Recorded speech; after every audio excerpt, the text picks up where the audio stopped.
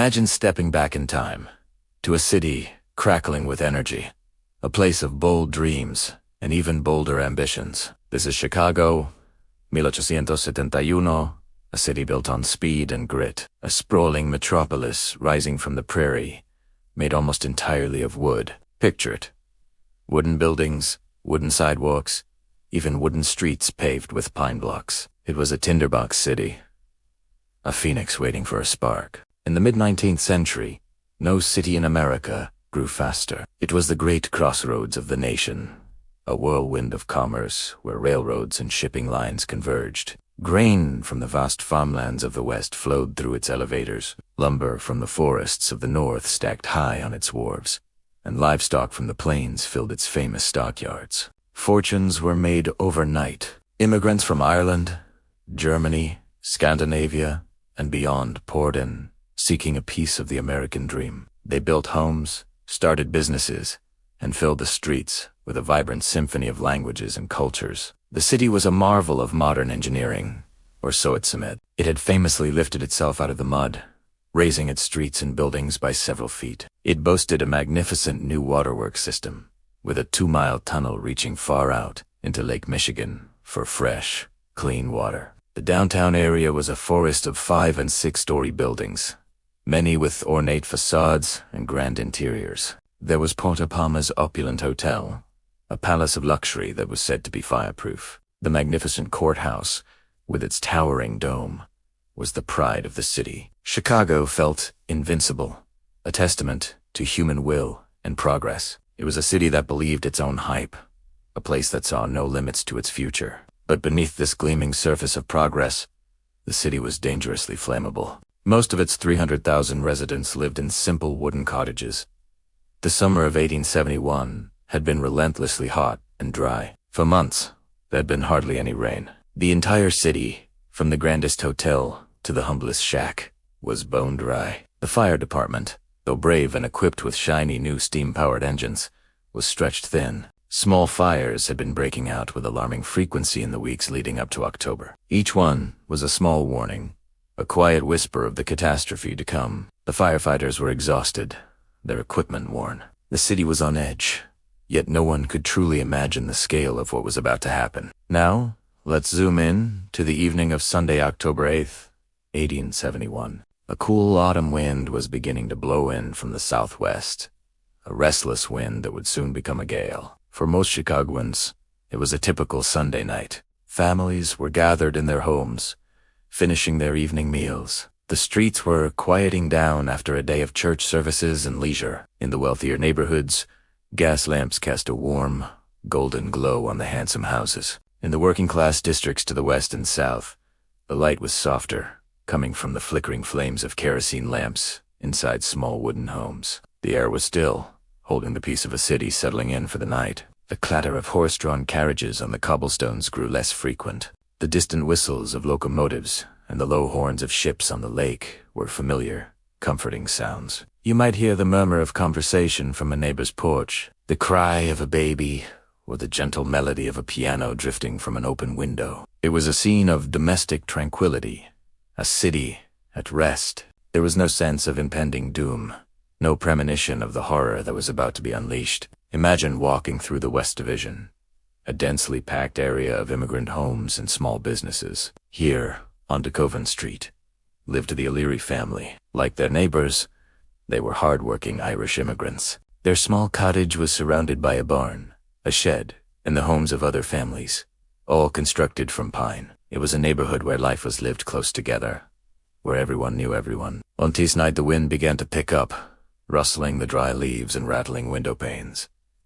It was a seemingly ordinary night, in an ordinary neighborhood, in a city that believed it was extraordinary. But this was the night that everything would change. This was the quiet before the inferno. In just a few short hours, this peaceful, bustling, and dangerously proud city would be engulfed in a sea of flame. The very things that made Chicago greet its rapid growth. Its central location, its very substance of wood and ambition would become the fuel for its near-total destruction. The quiet of this Sunday evening was the final deceptive calm before a storm of fire that would be seen for 100 miles. A fire that would leave a scar on the heart of America and forever change the city of Chicago. The stage was set. The conditions were perfect, and a tiny, fateful spark was about to ignite a legend. Join us next time as we witness that first flicker of flame in the O'Leary's barn and watch as the Great Chicago Fire begins its terrifying and unstoppable march across the city. Thanks for watching, and don't forget to subscribe for the next chapter of this incredible story. Welcome back to our series on the Great Chicago Fire. In our last episode, we set the stage. Today, we're diving into Chapter 2, Chicago's Rapid Rise. To understand the fire, you have to understand the city it consumed, and what a city it was. In the mid-19th century, Chicago wasn't just growing, it was exploding. It was the American dream on steroids, a raw, chaotic, and unbelievably energetic place. Imagine a small town, a sleepy outpost by a swampy lake, suddenly transforming into a bustling metropolis in just a few decades.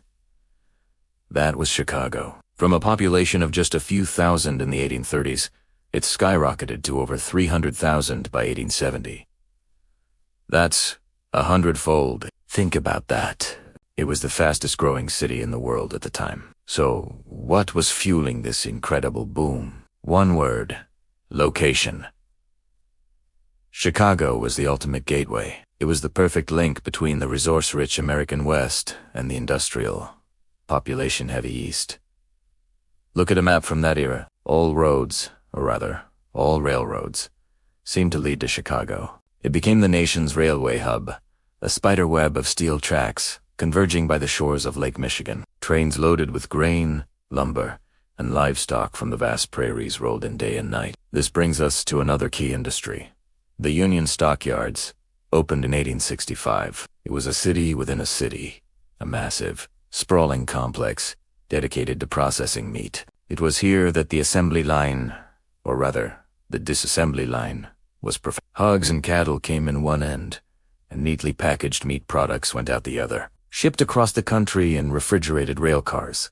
Another Chicago innovation. The stockyards were a brutal, efficient engine of commerce that earned Chicago the title hog butcher for the world. Then there was the lumber. The great white pine forests of the upper Midwest, Wisconsin, Michigan, Minnesota were being cleared at a staggering rate. Where did all that would go? It was floated down Lake Michigan and piled high on the banks of the Chicago River.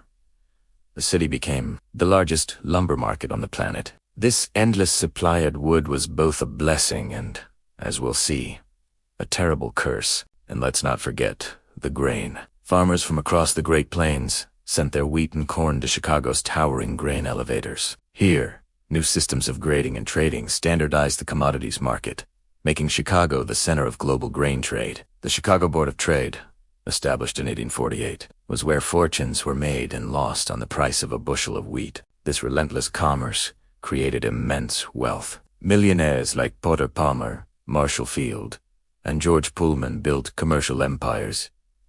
And lavish, they lined their pockets, but they also built the city. Downtown Chicago, or the Loop as it was starting to be called, was a forest of new buildings. Grand hotels, opulent theaters, and massive department stores sprang up, seemingly overnight. Palmer's own Palmer House Hotel was advertised as the world's first fireproof building, a claim that would be tragically tested. But this frantic growth had a dark side. The city was built in a hurry, with profit as the main, and often only, consideration. What was the cheapest and fastest building material available? Wood? The same wood that fueled the city's economy was used to build almost everything. Multi-story buildings were constructed with wooden frames. Sidewalks were made of wooden planks raised above the perpetually muddy streets. Even the streets themselves were sometimes paved with wooden blocks. Picture the scene. The city was a dense, tightly packed maze of wooden structures. Buildings were crammed together, often sharing walls. Shoddy construction was rampant. In the poorer neighborhoods, where the thousands of immigrant workers who fueled the city's industries lived, the situation was even more dire. Small, wooden cottages and shanties were jammed onto tiny lots, separated by narrow alleys filled with trash, hay, and wood shavings. Fire was a constant, daily threat. The city had a fire department, but it was stretched thin, trying to keep up with the city's explosive expansion. Small fires broke out all the time. In the year before the Great Fire, there were nearly 600 of them. Most were contained, but everyone knew it was a numbers game. The city was, quite literally, a tinderbox waiting for a spark. Adding to the danger was the city's infrastructure, or lack thereof. The streets were notoriously muddy because Chicago was built on a swamp. Dos Olbeatis, the city had embarked on an incredible engineering feat, raising the entire street level by several feet, building by building. But this process was slow and uneven. In 1871, you'd find a bizarre landscape of buildings at different levels, connected by rickety wooden sidewalks and stairs. It was a chaotic, uneven, and flammable environment. So, let's recap the scene in October 1871.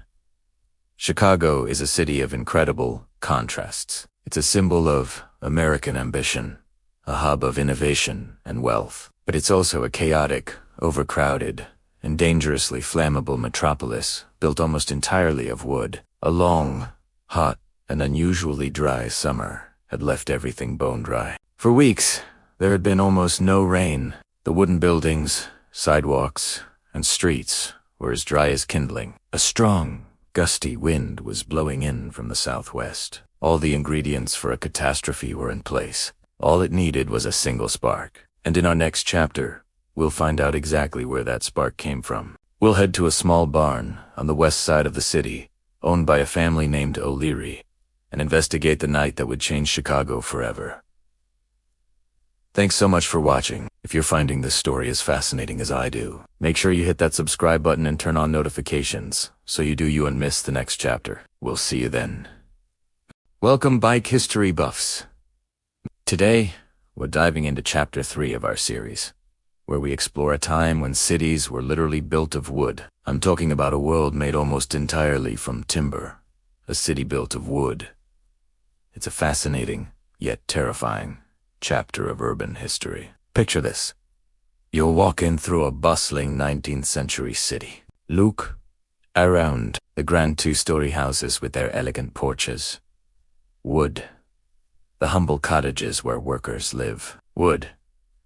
The barns out back, filled with hay for the horses that pulled the city's carts and carriages. You guessed it. Wood. Even the ground beneath your feet might not be cobblestone or dirt. In many places, you'd be walking on wooden sidewalks, thick planks laid side by side to keep your boots out of the mud. So, why so much wood? The answer is simple. It was the most abundant, affordable, and easiest material to work with. The vast forests of North America seemed endless for settlers and city builders.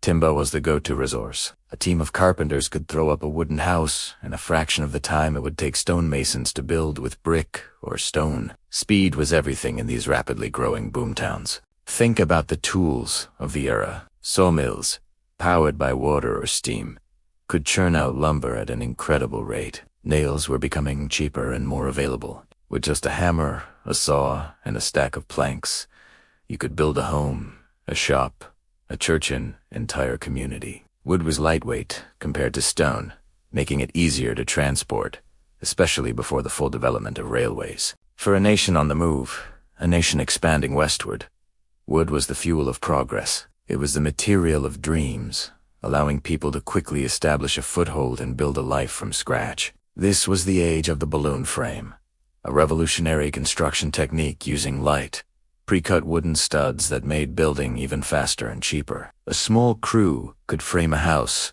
in a single day. So, from the skeletal structure of a building to its exterior siding and its decorative trim, wood was king. But this reliance on wood came with a hidden, and often ignored, danger. Every single one of these wooden structures was essentially kindling, waiting for a spark. Imagine entire city blocks where every building is made of the same material you'd use to start a campfire. The houses were often built incredibly close together, sometimes just a few feet apart. A fire starting in one home could leap to its neighbor, and then the next, and the next. The wooden shingle roofs were particularly vulnerable. A single ember, carried by the wind from a chimney, could land on a dry wooden roof and ignite it in moments. And it wasn't just the buildings. Remember those wooden sidewalks? They acted like fuses, carrying fire from one block to another underneath the feet of fleeing residents. The barns, packed with dry hay and straw, were like explosive powder kegs. Stables, livery yards, and sheds were scattered throughout residential and commercial areas, not separated into industrial zones like we have today. A small fire in a stable could become an inferno in minutes. The very air in these cities was thick with flammable materials. Coal and wood smoke poured from every chimney. Factories, lumber yards, and furniture workshops dotted the landscape, their yards piled high with sawdust and wood scraps. These weren't just cities made of wood. They were cities saturated with the fuel for a catastrophic fire. Now, you might be thinking, didn't they have fire departments? They did, but they were nothing like what we have today. In the mid-19th century, firefighting was a grueling, manual process. Fire engines were often hand pumpers, heavy machines that required teams of strong men to operate. They would pump furiously to create a stream of water, which was often weak and couldn't reach the top of a 2- or 3-story building. Getting water to the fire was another massive challenge. The water systems were often inadequate. Firefighters relied on a network of underground cisterns, big underground tanks that could quickly run dry during a major blaze. Sometimes they had to pump water directly from rivers or lakes, but that meant hauling heavy suction hoses over long distances. In the chaos of a fire, with streets clogged with panicked people and terrified horses, just getting the equipment to the scene was a monumental task. The fire alarm systems were primitive, too, often just a watchman in a tower ringing a bell. By the time the volunteer fire companies could assemble and drag their equipment to the fire, it was often already out of control. So, you have a city constructed almost entirely of flammable material. You have buildings packed tightly together. You have a constant source of sparks from chimneys, lamps, and industry. And you have a firefighting force that is brave, but ultimately outmatched by the sheer scale of the potential disaster. It was a recipe for catastrophe. Every resident of these wooden cities lived with a constant, low-level fear of the fire bell ringing in the night. They knew that their homes, their businesses, their entire world could be turned to ash in a matter of hours. This wasn't just a hypothetical threat. Throughout the 19th century, major fires regularly devastated American cities. We hear about the Great Chicago Fire, but it was just one of many. These conflagrations were a terrifyingly common part of life. Each time, cities would rebuild, often with the same material would-be, because it was still the quickest and cheapest way to get back on their feet. The cycle of construction and destruction was relentless. This city built of wood represents a critical phase in our urban development. It showcases human ingenuity, our ability to build and expand rapidly using the resources at hand. But it also serves as a stark and powerful lesson about the dangers of overlooking fundamental risks. The story of these cities is a dramatic reminder of the constant battle between progress and peril, a battle that would ultimately lead to revolutionary changes in building codes, city planning, and firefighting technology. The wooden city had to burn before the modern, safer city could rise from its ashes. Thanks for watching. We've just scratched the surface of this flammable world. In our next chapter, we'll look at a specific event where all these factors came together in one catastrophic night.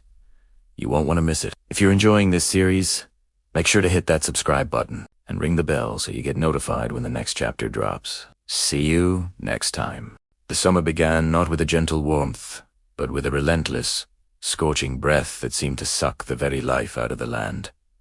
For weeks, no rain had fallen. The sun, a merciless white orb in a pale, hazy sky, beat down day after day. Creeks that once babbled and sang were now just stony scars on the parched earth. The vibrant green of the forests had faded to a dull, dusty brown, the leaves curling and crisping on their branches. It was a landscape holding its breath, waiting for a spark. The air itself felt thin and brittle, carrying the scent of dust and distant smoke. Hot, dry winds swept down from the mountains, howling through the canyons like a restless spirit. They were the kind of winds that rattled windows and frayed nerves, the kind that could carry a single ember for miles, planting a seed of destruction in a new, untouched valley. Everyone watched the sky, but the clouds that gathered were thin and wispy, offering no promise of relief. They just drifted by, mocking the thirsty ground below. For the firefighters, there was no rest. The season had started early and hit hard. They moved like ghosts through the smoky haze, their faces smudged with soot, their eyes red-rimmed and weary. Days blurred into a grueling cycle of digging lines, felling trees, and battling walls of flame that roared and leaped with a life of their own. They worked until their muscles screamed in protest, until their lungs burned with every breath, and then they kept going. Sleep was a luxury, snatched in short, fitful bursts on the hard ground or in the cramped cabs of their trucks. The fire camps were small cities of exhaustion. Tents sprawled across dusty clearings. Generators hummed a constant, monotonous tune, and the smell of sweat, smoke, and diesel fuel hung heavy in the air. At dawn, before the sun had even crested the mountains, they were already awake, pulling on stiff, smoky gear, their movements slow and deliberate. Briefings were held in the dim morning light, maps spread out on the hoods of vehicles, showing the relentless spread of the fires. The red lines on the maps seemed to bleed across the paper, a grim representation of the land being consumed. Each day was a new battle against an old enemy. They'd gain a few feet of containment line, only to have the wind shift and the fire jump right over it, forcing them to retreat and start again. It was a frustrating, heartbreaking dance. The heat was immense, a physical force that pushed back against them, radiating from the flames and the baked earth alike. Water, when they had it, was a precious resource, dropped from helicopters and thunderous cascades that hissed into steam the moment they hit the inferno. More often, it was just men and women with hand tools, scraping a desperate line in the dirt, trying to starve the beast. The physical toll was immense, but the mental strain was just as severe. They saw things no one should have to see. Homes reduced to smoldering foundations, forests of ancient trees turned to charcoal skeletons, and wildlife fleeing in terror. They carried the weight of the communities they were trying to protect, the faces of the families who had lost everything. Yet, amidst the exhaustion and the despair, there was a quiet, stubborn resilience. They shared what little food they had, patched each other's minor injuries, and found moments for a dark joke or a shared silence that spoke volumes. This was the long, dry summer, a season of fire and ash, of endless days and sleepless nights. The land was tinder dry, the winds were relentless, and the firefighters were pushed to the very edge of their endurance. They were holding the line, but everyone knew it was a fragile one. The mountains watched, silent and waiting, as the fires continued to burn. This wasn't just a battle. It was a siege, and the long, hot days stretched on with no end in sight. Realtes, the one that would define the summer and everyone in it, was still to come. The stage was set for a catastrophe, and all it needed was one more spark in the wrong place, at the wrong time. The evening of October 8th, 1871, settled over Chicago with a deceptive calm. The air was dry, dangerously so.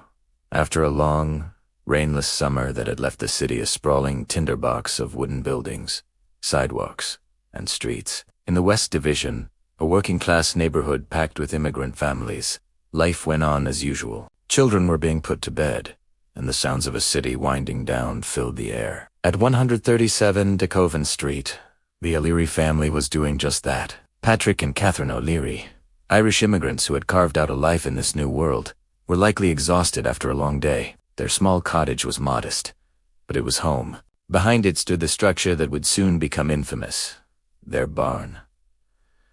The O'Leary barn wasn't remarkable. It was a simple wooden building, like countless others in the city, housing their 5 cows, a calf, and a horse. Catherine O'Leary ran a small milk business, a common enterprise for families trying to make ends meet. The hayloft was full, the straw on the floor was dry, and the entire structure was a perfect vessel for a stray spark. The wind, which had been gusting all day, began to pick up as night fell, a southwesterly gale that would soon become a terrible, destructive engine. The city's firefighters were already weary. They had battled a large fire just the night before, and their equipment was strained, their energy depleted. Chicago was vulnerable, perched on the edge of a catastrophe it couldn't yet imagine. No one at 137 DeKoven Street could have known that their humble property was about to become the epicenter of a historical disaster, the starting point of a blaze that would reshape a metropolis. It was around 9 p.m. when it happened. The exact cause has been debated for over a century, but the result was undeniable. A flame was born in the O'Leary barn. Perhaps it was a lantern, kicked over by a cow, as the popular legend goes. Maybe it was a spark from a chimney, carried by the relentless wind. Some theories suggest it was gamblers in the hayloft, or even a piece of coal from a passing locomotive. Whatever the source, the fire found fuel. It licked at the dry straw, climbed the wooden walls, and devoured the hay in the loft with astonishing speed. Within minutes, the barn was a raging inferno. A neighbor, Daniel Peglag Sullivan, was the first to spot the flames. He was sitting on a wooden sidewalk across the street when he saw the fire erupt. Despite his wooden leg, he ran towards the barn, shouting fire, fire. He tried to save the animals, but was driven back by the intense heat and smoke. The alarm was raised, but confusion and delay would prove fatal. The initial call sent the fire department to the wrong location, a crucial mistake that gave the fire precious, unopposed time to grow. As the O'Leary barn was consumed, the wind, now a howling gale, began to do its terrible work. It lifted burning embers, what firefighters called brands, high into the air. These weren't just sparks. They were flaming pieces of wood, shingles, and debris, sailing across the neighborhood like fiery messengers of doom. They landed on the roofs of nearby houses, on wooden fences, on piles of lumber stacked in yards. Each ember started a new fire, and then another, and another. The blaze wasn't just spreading, it was leaping, jumping from block to block with a speed that defied all efforts to contain it. What began as a single fire in a small barn had, in less than half an hour, transformed into a sprawling, multi-headed monster. The wooden structures of the West Division provided an endless feast. The firestorm created its own weather system, a vortex of superheated air that pulled in oxygen and fueled its own expansion, creating a terrifying roar that could be heard for miles. The city's warning system, the courthouse bell, Beganto, told its solemn peals ringing out across Chicago. But for many, it was too late. Families were awakened by the crackle of flames and the screams of their neighbors. They fled into the streets with only the clothes on their backs, watching in horror as their homes, their possessions, and their entire world went up in smoke. The fire, born in the quiet darkness of Decavon Street, was now a moving wall of flame, marching relentlessly eastward, directly toward the heart of Chicago, the city's business district. Its grand hotels, its magnificent opera houses, and its towering symbols of progress were all in its path. The night of October 8th was just beginning, and the Great Chicago Fire had been unleashed. The ordeal was far from over. In fact, the city's greatest trial had just begun. Thank you for watching this chapter of our journey into the Great Chicago Fire. If you found this story compelling, please hit that like button and subscribe to our channel for more deep dives into history. Don't forget to ring the notification bell so you won't miss our next episode, where we'll follow the fire's relentless path into the heart of the city. Chapter 6. The First. Sparks. It began with a single, almost innocent spark. A tiny ember, born from a forgotten campfire or a careless match, fell onto a bed of dry pine needles. For a moment, it was just a pinprick of orange against the dark forest floor, a whisper of heat in the cool morning air. It could have died right there, a fleeting thought of a fire that never was, but it didn't. Instead, a gentle breeze, a seemingly harmless puff of wind, came rustling through the undergrowth. It was like a curious breath, nudging the ember, coaxing it. The spark glowed a little brighter, a deeper shade of orange. It clung to a brittle, brown leaf, and a thin, almost invisible wisp of smoke curled upwards. The leaf blackened at the edges, then curled in on itself, consumed by a tiny, flickering flame. This was the first true flame, no bigger than a thumbnail. It was fragile, vulnerable.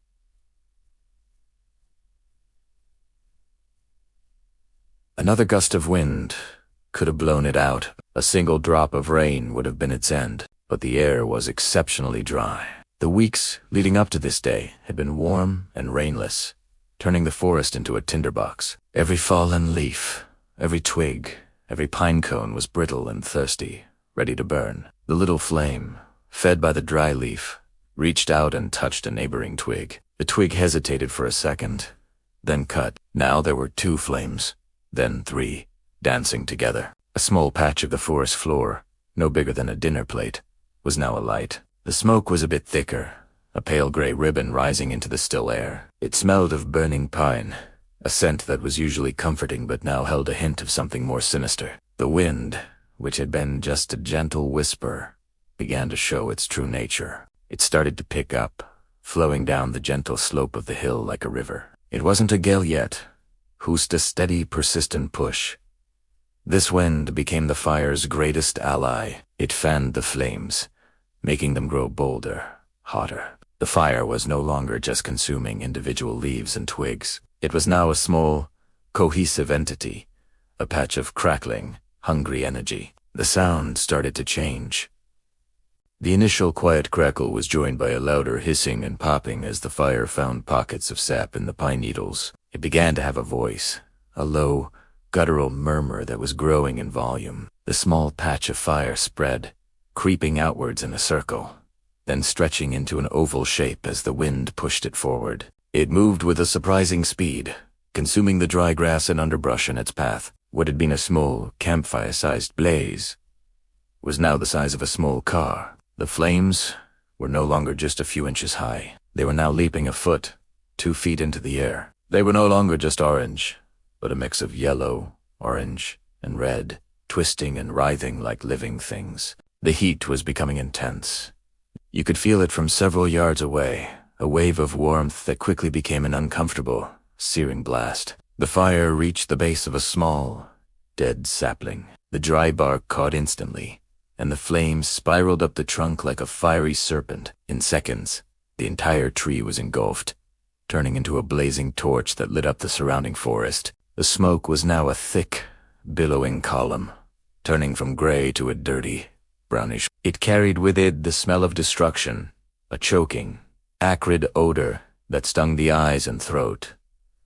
This was the turning point. The fire was no longer just creeping along the ground. By consuming the tree, it had gained a vertical dimension. It could now throw embers. The wind, now blowing more strongly, caught these glowing sparks and carried them high into the air. They sailed like malevolent fireflies, carried dozens of feet ahead of the main fire front. Each ember was a seed of a new fire. Where they landed, on another patch of dry grass or a pile of leaves, a new, small fire would erupt. This process is called spotting. It's how a fire leapfrogs across the landscape, crossing fire breaks, roads, and even small rivers. The main fire was no longer a single entity, but an advancing army with scouts sent out ahead. The murmur had grown into a roar. It was a constant, deafening sound, like a freight train that never passed. The sound of thousands of trees, bushes, and all the life within them being consumed all at once. The air itself seemed to shimmer with the heat. The temperature was soaring, creating its own weather system. The massive column of smoke and hot air rose so fast that it began to form a pyrocumulus cloud, a fire cloud, dark and ominous. The fire line was now a wall of flame, 30, 40, 50 feet high. It moved with a terrifying, unstoppable momentum. The wind, drawn in by the immense heat, was now a powerful gale, funneling air into the heart of the inferno. This created fire whirls, tornadoes of flame that spun across the ground, incinerating everything in their path. The speed of the fire's advance was now breathtaking. It wasn't creeping anymore. It was running, faster than a person could sprint. It devoured the landscape. Mature pine trees that had stood for a century were consumed in minutes. The flames would race up their trunks, into their canopies, and the trees would explode into a crown fire. The forest canopy became a sea of fire, racing from treetop to treetop, showering the ground below with a rain of embers and burning debris. The initial, single spark was now a distant memory, an almost unbelievable origin for the monster that had been unleashed. In a matter of hours, a tiny flicker had grown into a raging inferno, a force of nature driven by wind and dry air. It had developed its own will, its own terrifying life, and it was moving across the land with a singular, devastating purpose: to burn. The first sparks had ignited a catastrophe, and it was only just beginning. Thank you for watching. If you found this narration compelling, please consider liking the video and subscribing to our channel for more chapters. Your support helps us create more content like this. Stay safe, and we'll see you in the next one.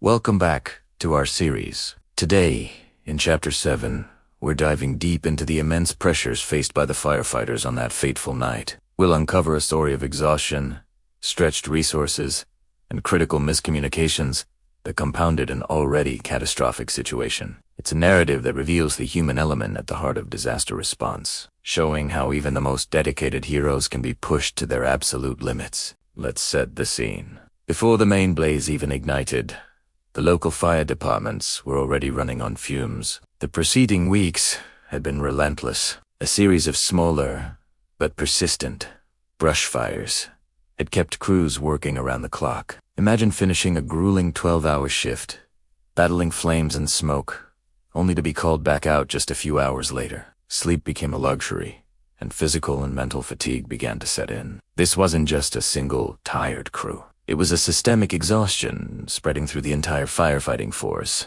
They were running a marathon at a sprinter's pace, and they hadn't even reached the main event yet. This pre-existing state of exhaustion is a critical piece of the puzzle. Decision-making, physical strength, and reaction times all degrade with a lack of sleep. A firefighter who would normally lift a heavy hose with ease might struggle after days of continuous effort. A commander who could typically process complex information in seconds might miss a key detail. The men and women heading into this new, massive fire were already starting with a significant disadvantage, their reserves depleted before the real fight had even begun. Compounding the fatigue was a severe staffing shortage. On paper, the departments had a full roster, but in reality, the numbers were deceptive. Due to budget cuts and the preceding years, many positions had been left unfilled. Sickness and mandatory time off for those who had worked excessive overtime further thinned the ranks. So, on the night of the fire, many fire engines rolled out with a crew of 3 instead of the standard 4, or sometimes even just 2. Think about what that means in a practical sense. A 4-person crew has a specific, well-oiled rhythm. Each member has a defined role. One person drives and operates the pump to advance the hose line, and an officer directs the attack. When you remove one person, the entire dynamic shatters. The remaining crew members have to do more, faster. The officer might have to help pull the hose instead of maintaining a crucial command overview. The pump operator might be left completely isolated. This understaffing didn't just mean less manpower. It meant a breakdown in the fundamental tactics of firefighting. It forced crews to make impossible choices. Do we focus on rescuing people or on attacking the fire? With a full crew, you might be able to do both. With a skeleton crew, you might tragically be able to do neither effectively. So we have a force that is tired and spread thin. Now, add a third, devastating element: misdirection. As the first calls about the new fire flooded the 911 dispatch center, chaos took over. Panicked callers gave conflicting or vague locations. One person might report smoke near a landmark, while another, just a block away, would name a different cross street. The dispatch system, overwhelmed by the sheer volume of calls, began to falter. In the confusion, the initial responding units were sent to a location nearly 2 miles away from the actual fire. Imagine the frustration of those first crews. They're racing through the streets, sirens blaring, expecting to see a column of smoke. But they find nothing. They circle the block, their eyes scanning for any sign of flames. But there's just darkness. Meanwhile, their radios are crackling with increasingly desperate calls about a growing inferno. They know they're in the wrong place. Every second they spend searching is a second the fire is growing exponentially, doubling in size, consuming homes, and threatening lives. For those firefighters, it must have felt like a nightmare. They were armed and ready for battle, but they were sent to the wrong battlefield. This delay was catastrophic. In firefighting, the first 5 minutes are often called the golden window.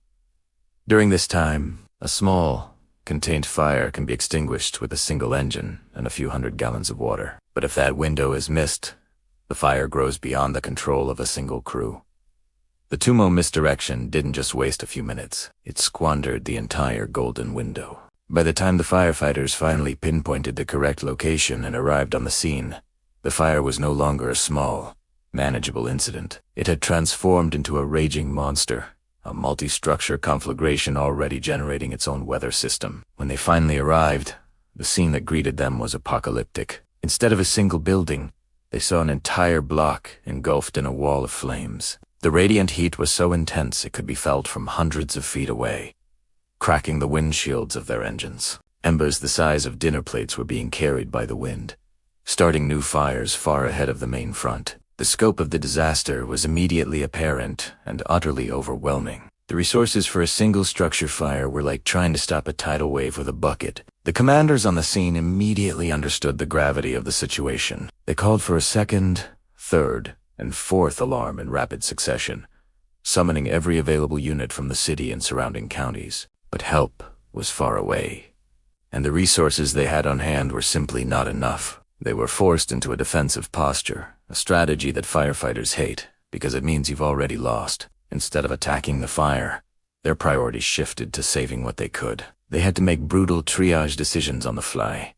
Which houses were already lost? Where could they try to make a stand and create a firebreak? Which evacuation routes were still viable? It was a battle being fought on multiple fronts with a crippled army. The exhaustion, the understaffing, and the initial misdirection had created a perfect storm of failure. Firefighters who had been awake for nearly 24 hours were now being asked to pull heavy hoses through backyards, climb onto burning roofs, and perform rescues, all while breathing superheated air and toxic smoke. Commands were being shouted over the roar of the fire, but with skeleton crews, there often weren't enough hands to carry them out. An officer would order a team to vent a roof, only to realize he didn't have a dedicated truck company available. They were constantly playing catch-up, reacting to the fire's every move instead of dictating the terms of the fight. The human cost of this overload was immense. Firefighters are trained to push through pain and fear, but there's a limit to human endurance. We have accounts from that night of firefighters collapsing from heat exhaustion, of crews getting separated in the smoke-filled chaos, of moments of pure despair as they watched homes they were trying to protect vanish in a matter of minutes. They weren't just fighting a fire. They were fighting the limits of their own bodies and the failures of the system that was supposed to support them. This chapter in the story is not about blaming the firefighters. It is about honoring them by understanding the impossible circumstances they were forced to confront. They were dedicated professionals who ran toward a danger that everyone else was running from. But they were sent into that battle, tired, undermanned, and late. The story of their struggle is a crucial reminder that our emergency responders are not machines. They are people, and the systems that support them must be robust, well-funded, and prepared for the worst-case scenario. Because when the system fails, it's the heroes on the front lines who pay the price. Thank you for watching this deep dive into the challenges faced by the firefighters. The story is far from over, and in our next chapter, we'll explore how the community itself began to react as the fire spread beyond anyone's control. Please consider subscribing and hitting the notification bell so you don't miss it. Stay safe, and we'll see you next time. As dawn broke on that fateful day, the city awoke to a familiar orange glow on the horizon, a sight that had become unsettlingly common. But this wasn't just another fire. This was the day the wind decided to play its part, turning a manageable blaze into an unstoppable monster. The early morning breeze, usually a gentle caress, began to stiffen. By mid-morning, it was a gale, a relentless force howling through the canyons of stone and steel. This wind, a character in its own right, was about to become the fire's greatest ally. Imagine the scene. Firefighters, already weary from a long night, thought they had the blaze contained. They had established perimeters, doused the surrounding structures, and were beginning to feel a flicker of hope. But then the wind picked up, not just a little, but with a furious, malevolent energy. It was like a giant, invisible hand scooping up embers and flinging them with terrifying precision. Embers the size of dinner plates were suddenly airborne, sailing over fire breaks and landing blocks away, starting new fires where moments before there had been safety. The sound was a symphony of destruction. The roar of the fire, a constant, hungry beast, was now punctuated by the shrieking of the wind. It whistled through broken window panes, moaned around street corners, and created a vortex of heat and smoke that choked the very air. The combination was disorienting, a sensory overload that made even the most seasoned firefighters question their next move. The wind didn't just fan the flames. It gave them direction, purpose, and a speed that was simply breathtaking. The fire began to behave in ways no one had ever seen. Instead of just spreading from building to building, it started to leap. The wind, now gusting at hurricane strength, would catch a superheated plume of gas and flame and hurl it across entire streets. It was as if the fire had grown wings. Flames would shoot horizontally from the upper floors of one building, bridge the gap, and ignite the building opposite in a matter of seconds. Rooftops, once seen as potential defensive positions, became death traps. The wind pushed the fire across tar and shingles, creating rivers of flame that flowed with the current of the air. This phenomenon, later termed a firestorm, created its own weather system. The intense heat generated a massive updraft, sucking in oxygen from all sides. This inflow of air at ground level became a gale-force wind in itself, feeding the inferno and creating a terrifying, self-perpetuating cycle. The air became so hot that objects would burst into flame without ever being touched by the fire itself. Trees, cars, even the asphalt on the streets began to smoke and then ignite. For the people on the ground, it was chaos. The wind carried not just embers, but a blinding wall of smoke and debris. Visibility dropped to near zero. You couldn't see the fire, but you could hear it, feel its oppressive heat, and smell the acrid smoke that burned your lungs.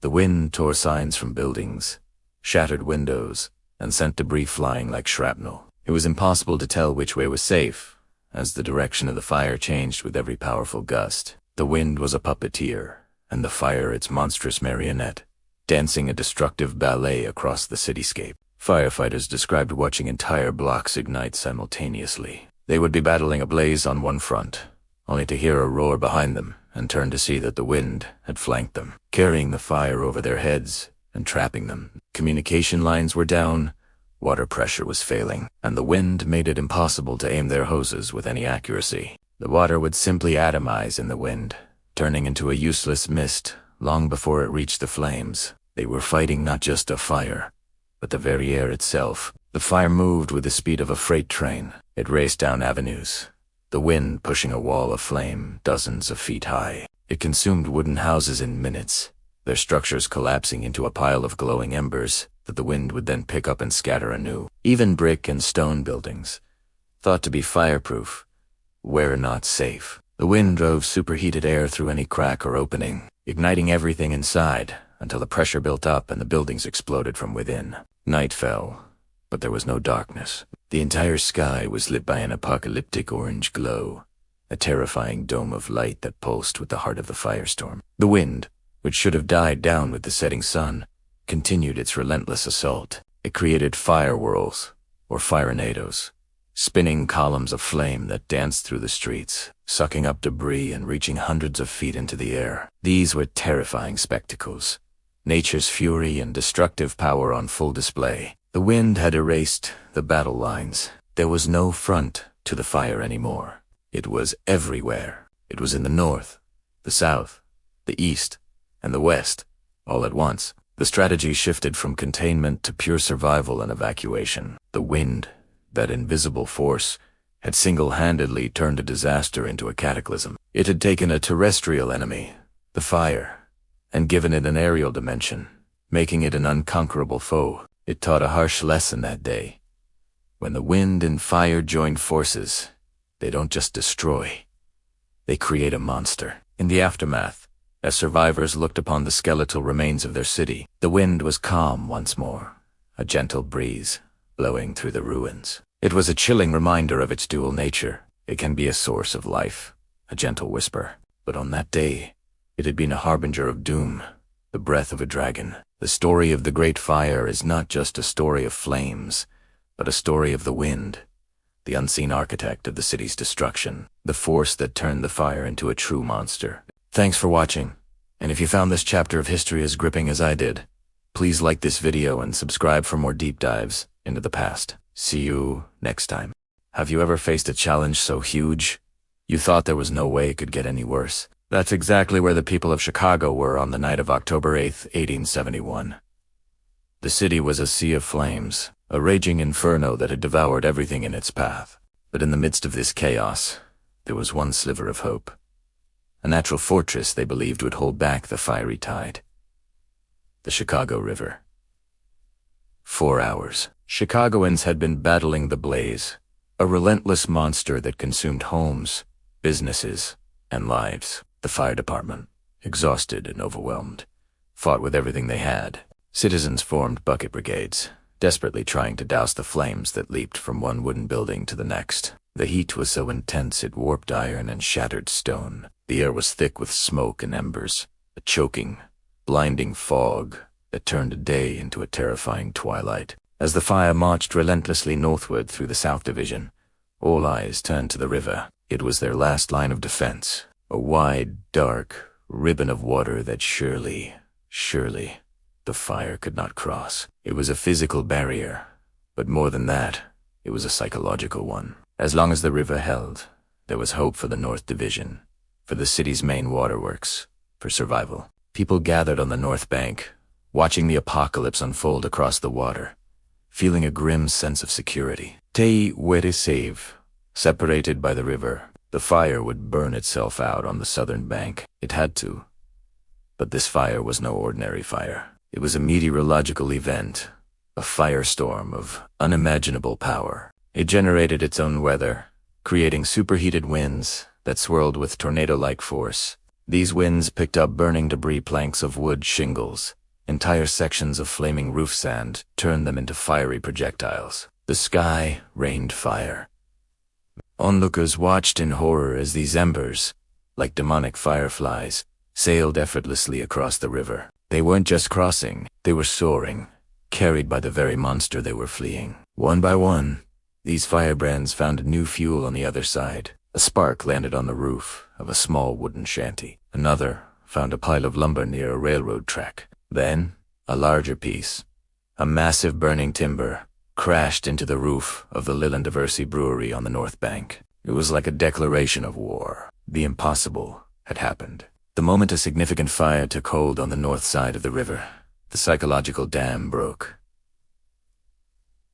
Panic erupted. The sense of safety evaporated in an instant, replaced by sheer, unadulterated terror. The fire hadn't just jumped a physical barrier, it had jumped the very boundary of their imagination. It was a moment of absolute shock and despair. The crowd that had been watching from the north bank, feeling secure just moments before, now scattered in a desperate scramble for their lives. The fire was no longer over there. It was here.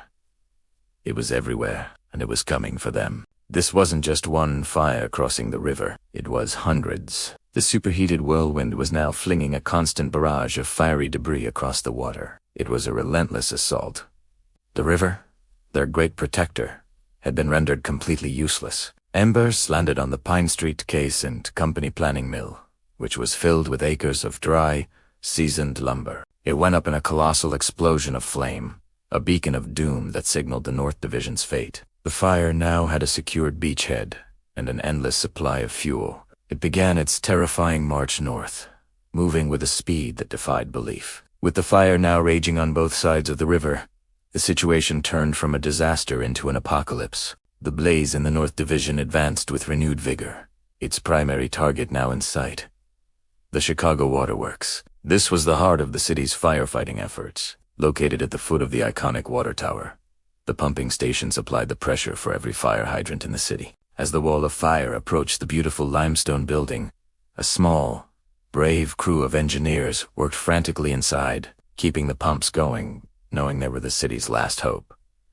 They could feel the heat through the thick stone walls. They could hear the roar of the inferno outside. Then, the inevitable happened. A burning piece of the roof from a nearby building collapsed onto the roof of the waterworks. The slate and timber structure, which was thought to be fireproof, caught fire. The flames quickly consumed the roof, and it caved in, crashing down onto the massive steam engines below. With a final, shuddering groan, the great pumps of the Chicago Waterworks fell silent. Across the city, the water pressure in the hydrants dropped to nothing. The firefighters' hoses went limp. Their last weapon against the beast was gone. At that moment, the fight was over.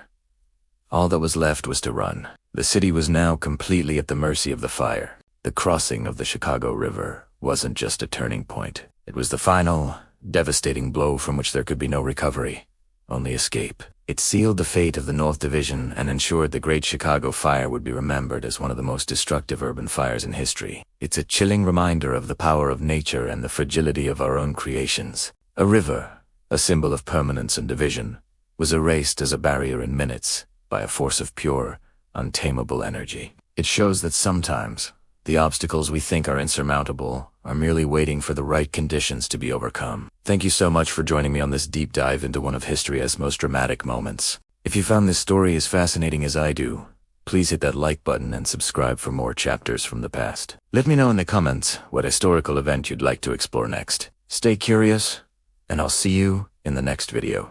Imagine a city of spires, a skyline defined by the faith and ambition of its people. Now, watch it vanish. This is the story of how London's most iconic landmarks, the very pillars of its society, turn into us. The Great Fire didn't just consume wood and thatch.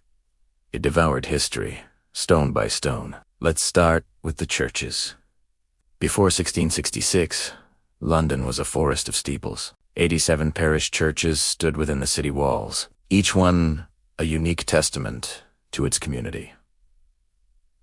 St. Paul's Cathedral, the medieval giant, dominated them all, its spires soaring towards the heavens, a beacon for miles around. But the fire was indifferent to faith. It swept through the narrow lanes, a roaring beast of orange and black. The fire reached St. Lawrence Jury, a church famed for its beautiful stained glass. The intense heat didn't just shatter the windows, it caused them to melt and run like rivers of colored light. A final, tragic spectacle before the stone walls cracked and collapsed. Then came St. Marylebone, whose famous bells were said to define a true Londoner, a Cockney. As the flames engulfed its tower, the inferno grew so hot that the great bells melted, their legendary peals silenced forever, dripping molten bronze onto the stones below. One by one, the churches fell. St. Bride's, St. Stephen Walbrook, St. Michael Cornhill.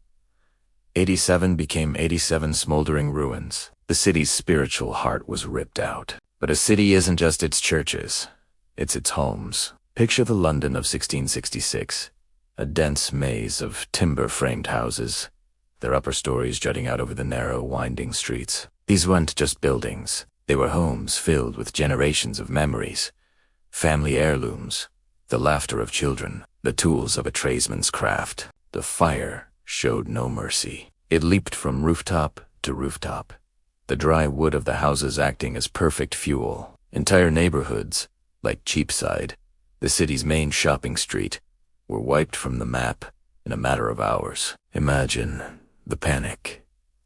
Families grabbing what little they could carry, fleeing from the life they had always known. The sound wasn't just the roar of the fire. It was the crash of collapsing roofs, the splintering of ancient beams, and the heart-wrenching cries of people watching their entire world disappear. 13,200 houses were destroyed. 13,200 families were left homeless, their possessions reduced to a pile of embers. The fire erased entire communities, leaving behind a barren, smoking wasteland where vibrant streets once stood. The very fabric of daily life was incinerated. And what of the future? A city's future lies in its schools and halls of learning. The fire took those too.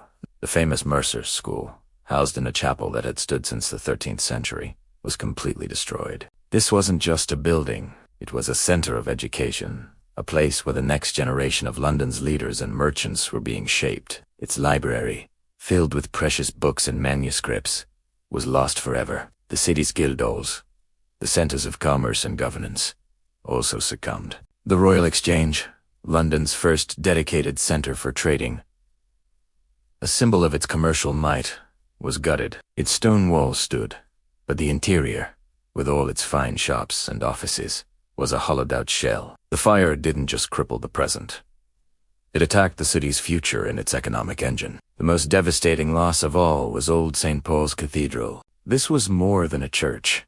It was the heart of London. Its central aisle, Paul's Walk, was the city's main meeting place, a bustling hub of news, business, and gossip. People thought it was indestructible. Its sheer size and stone construction seemed to make it a safe haven. As the fire approached, citizens packed the cathedral's crypts with their most valuable goods. Booksellers from nearby Paternoster Row filling it with their stock, believing the stone vaults would protect them. They were wrong. On Tuesday, September 4th, the fire reached the cathedral. Scaffolding from recent repairs caught fire, and the flames quickly spread to the massive timber roof. The heat became so intense that the lead covering the roof melted, pouring down the streets in fiery streams. Witnesses described it as a river of molten metal. The stone pillars inside exploded from the thermal shock, and the roof collapsed with a deafening roar, sending a storm of sparks and embers across the city, spreading the fire even further. The books and goods stored in the crypt, thought to be safe, were incinerated. Old St. Paul's, the glorious centerpiece of medieval London, was reduced to a blackened, skeletal ruin. In just 4 days, the fire had redrawn the map of London. It left behind a landscape of ruin and despair. The skyline of steeples was gone, replaced by smoke and the stark silhouettes of broken walls. The bells were melted, the homes were gone, and the schools and halls of power were empty shells. It was an apocalypse in stone and timber. Yet, from these ashes, a new city would have to rise. The story of London was not over. A new, and perhaps even greater, chapter was about to begin. Thank you for watching. If you found this glimpse into the past compelling, please like this video and subscribe for more chapters from history. We'll see you next time. The moon hung low in the sky, a silent witness to the world holding its breath. In the quiet of the night, a stillness that felt heavier than silence, families began to stir, not with the usual morning groans and sleepy stretches, but with a hushed urgency, a whisper of movement that barely disturbed the dust motes dancing in the moonlight.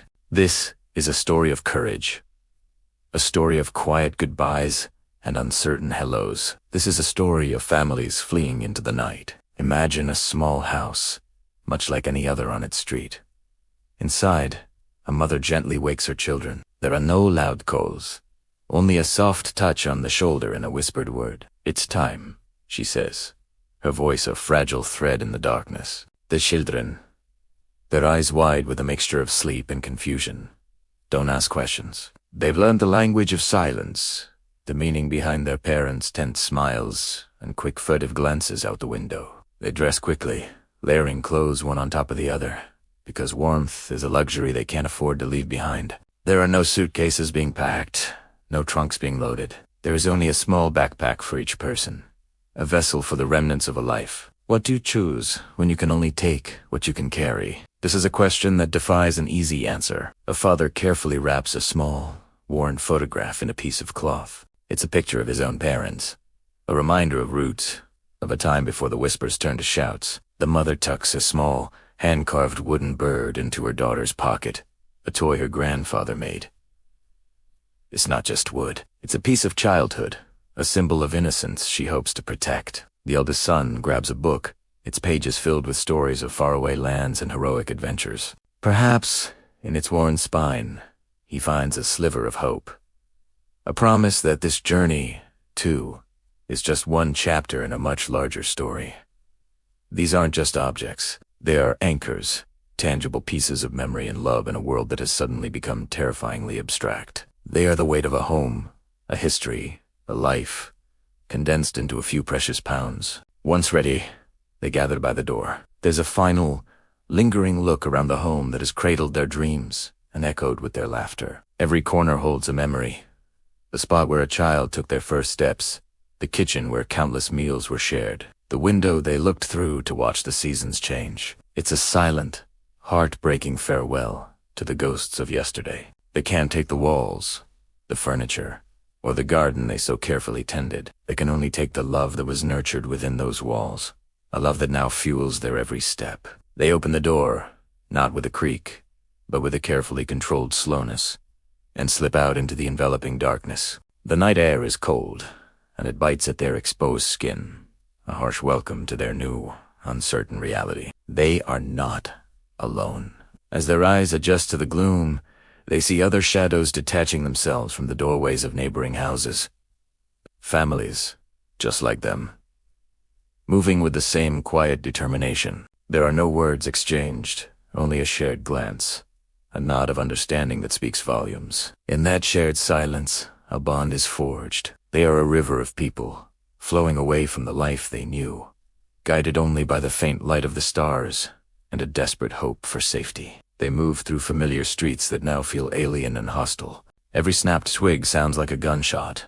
Every hoot of an owl sends a jolt of fear through their veins. The children, sensing the tension, cling tightly to their parents' hands, their small legs working hard to keep up. Sometimes, a father will lift a weary child onto his shoulders, his own exhaustion forgotten in the face of his child's need.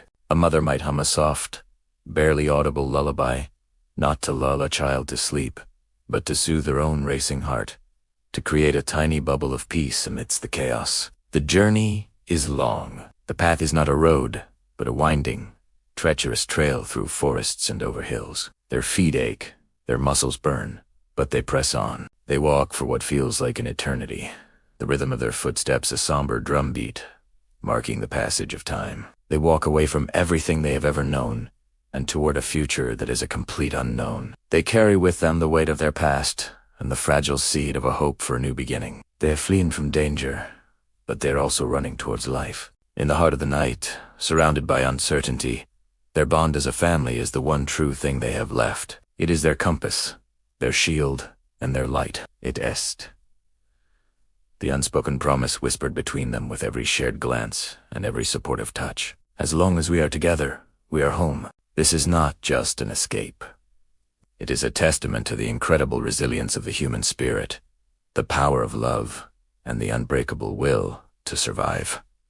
Thank you for listening. If you found this story meaningful, please like and subscribe for more chapters from the human experience. Welcome back to our journey through the story. We're now at Chapter 12. Chaos on the streets. Imagine stepping outside your door into a world turned upside down. The once familiar hum of city life has been replaced by a deafening roar of panic. A river of steel and desperation clogs every street, every alley, every escape route. Cars are abandoned mid-lane, doors flung open, their owners lost in the tide of humanity surging through the gridlock. The air, thick with the smell of hot metal and fear, rings with a cacophony of unanswered car alarms and the constant, desperate blare of horns that have long lost their meaning. People are everywhere, a sea of faces etched with confusion and terror, moving without direction, simply trying to get away from something. They climb over cars, they push through crowds, their individual stories lost in the collective shout of a city in its death throes. It's a traffic jam at the end of the world, and it's not just people.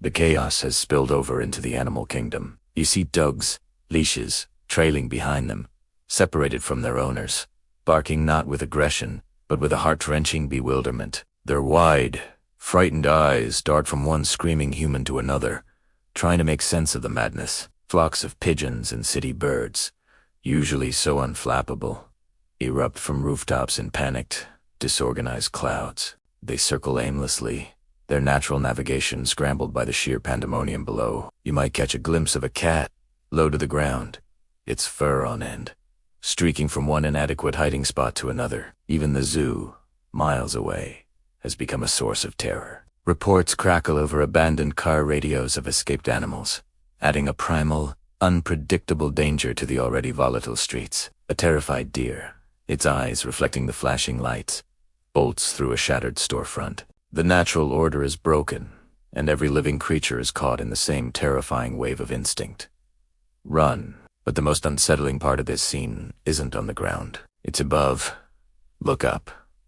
The sky, which should be a familiar blue or a comforting black, is painted in colors it should never wear. A sickening, pulsating glow emanates from beyond the horizon, bathing the entire city in an eerie twilight. It's not the warm glow of a sunset or the harsh light of a fire. It's an unnatural luminescence, a sickly green mixed with violent strokes of magenta and a deep, angry orange. This light throbs like a malevolent heartbeat, casting long, distorted shadows that dance and writhe with a life of their own. Every building, every car, every terrified face is illuminated by this otherworldly glow. The clouds themselves seem to boil, swirling in impossible patterns against the luminous backdrop. There are no stars. There is no moon. There is only this silent, terrifying light show, a cosmic announcement that the rules of the world have been irrevocably changed. It's a beautiful and horrifying spectacle, the sky itself seeming to scream along with the city below. As you stand there, a lone observer amidst the bedlam, the sheer scale of it all is overwhelming. The noise is a physical force, pressing in on you from all sides. The frantic energy of the crowd is contagious, a virus of fear that threatens to sweep you away. You see small acts of kindness lost in the torrent to hand, reaching out to help someone who has fallen, only to be trampled underfoot moments later. You see small acts of selfishness, magnified a driver ruthlessly pushing their way through a crowd of pedestrians, a looter smashing a window, their personal gain a tiny, meaningless victory in the face of total collapse. Every social contract has been every law, both of man and of nature, has been suspended. The city is no longer a center of civilization. It's a raw, exposed nerve. The air itself feels thin, electric, charged with an impending sense of doom that is even more terrifying than the chaos you can see. The sensory overload is complete. The blaring horns, the screaming people, the barking dogs, the shattering glass all merges into a single mind-numbing roar. The stench of gasoline, sweat, and something acrid and burning fills your lungs with every ragged breath. Your eyes sting, not just from the dust and smoke, but from the sheer inability to process the scene. The glowing, pulsating sky casts everything in a surreal, dreamlike quality, making you question if any of this is even real. But the ground trembling beneath your feet is real. The heat radiating from abandoned engines is real. The desperate, primal fear you feel in your gut is very, very real. This isn't just a riot or a disaster. It feels like a fundamental breakdown of reality itself. Every escape route is a dead end. Every safe place has been breached. The world you knew just an hour ago is gone, replaced by this waking nightmare. You start to notice the details, the small, tragic stories playing out in the grand theater of collapse. A child's teddy bear lies crushed in the street. A grocery bag is split open, its contents oranges and a loaf of bread, remnants of a normal day scattered and trampled. An old man sits on a bus stop bench, perfectly still, his eyes wide and vacant, as if his mind is simply shut down in the face of it all. A young woman is on her phone, screaming into it. "Where are you? Please, just tell me you're safe." But the call won't go through. The infrastructure has failed. Communication is gone. Everyone is an island, adrift in a sea of panic. These tiny, personal apocalypses are happening by the thousands, each one a universe of pain and fear, all of them contributing to the overwhelming sense of loss. As the moments stretch into what feels like an eternity, a new phase of the chaos begins. The initial frantic energy starts to curdle into something else. Exhaustion and despair. The running slows. The screams become hoarse cries. People slump against walls, their bodies giving out. The realization dawns that there is nowhere to run to. The glowing sky is everywhere. The danger is inescapable. A profound, collective stillness starts to fall over pockets of the crowd. A stunned silence that is somehow more terrifying than the noise it replaced. They are no longer running from something. They are simply waiting for the end. The cars are silent now, their alarms finally dead. The sky continues its silent, rhythmic pulse, the only constant in a world that has come This is the quiet before the final storm. A city holding its breath, awaiting its fate under the watch of a sick and glowing sky. And in that quiet, you are left with a single, chilling thought. The chaos on the streets, the panic, the desperation. This isn't the main event. This is just the overture. This is the world reacting to something far bigger, far more terrible, that has already happened or is about to. The glowing sky is not the cause of the panic. It is a symptom of a much deeper wound inflicted upon the world. The real horror is not the chaos you see, but the unseen, unknown thing that caused it. And as you stand there, surrounded by the wreckage of a city, looking up at the impossible colors in the sky, you understand that the age of man has ended. This is the first minute of whatever comes next. The streets have fallen into chaos, but it's just the beginning. Thank you for joining me for this chapter. The story is just getting started, and the world is about to change in ways we can barely imagine. If you're as captivated as I am, make sure you hit that subscribe button and turn on notifications so you don't miss what happens next. Drop a comment below with your theories on what's causing that glow in the sky. Thanks for watching, and I'll see you in the next chapter. Hello, history lovers, and welcome back to our deep dive into the Great Fire of London. Last time, we saw how a small spark in a baker's shop on Pudding Lane ignited a catastrophe. Today, we're plunging into the heart of the inferno, tracking the blaze as it tore through London for 3 terrifying days and nights. This is the story of a city under siege from within. The fire began late on Saturday night, September 1st, 1666. But it was on Sunday, September 2nd, that hits through monstrous power was unleashed. As Londoners awoke, many initially dismissed the smoke. Fires were common, after all. But this was different. A strong easterly wind was fanning the flames, turning sparks into fireballs that leaped from one wooden rooftop to the next. The summer had been long and dry, leaving the city's timber-framed houses as brittle as kindling. Samuel Pepys, the famous diarist whose words bring this event to life, saw the growing danger. He rushed to Whitehall to warn King Charles II. The king, grasping the severity of the situation, ordered the Lord Mayor, Sir Thomas Blood, to pull down houses to create firebreaks. This was the standard firefighting technique of the time. But Bloodworth was hesitant, worried about the cost and the owner's anger. He infamously remarked that a woman could put it out and went back to bed. This hesitation would prove catastrophic. By Sunday afternoon, the fire was a raging, uncontrollably force. It consumed St. Magnus, the martyr church near London Bridge, and began its relentless march westward. The heat was so intense, it created its own weather system, a firestorm with winds that sucked objects into the flames. People who had initially stood watching in morbid fascination now scrambled to save their belongings. The narrow streets were choked with carts, panicked citizens, and terrified animals, creating a chaotic bottleneck of desperation. The Thames River became a floating traffic jam of boats piled high with furniture, goods, and fleeing families. As night fell on Sunday, the city was illuminated by an apocalyptic glow. The fire had reached the financial heart of London. It devoured the Royal Exchange, the center of commerce, reducing the proud building to a skeleton of smoking stone. The sound was a deafening roar, a combination of crackling timber, collapsing buildings, and the screams of a city in agony. There was no organized response.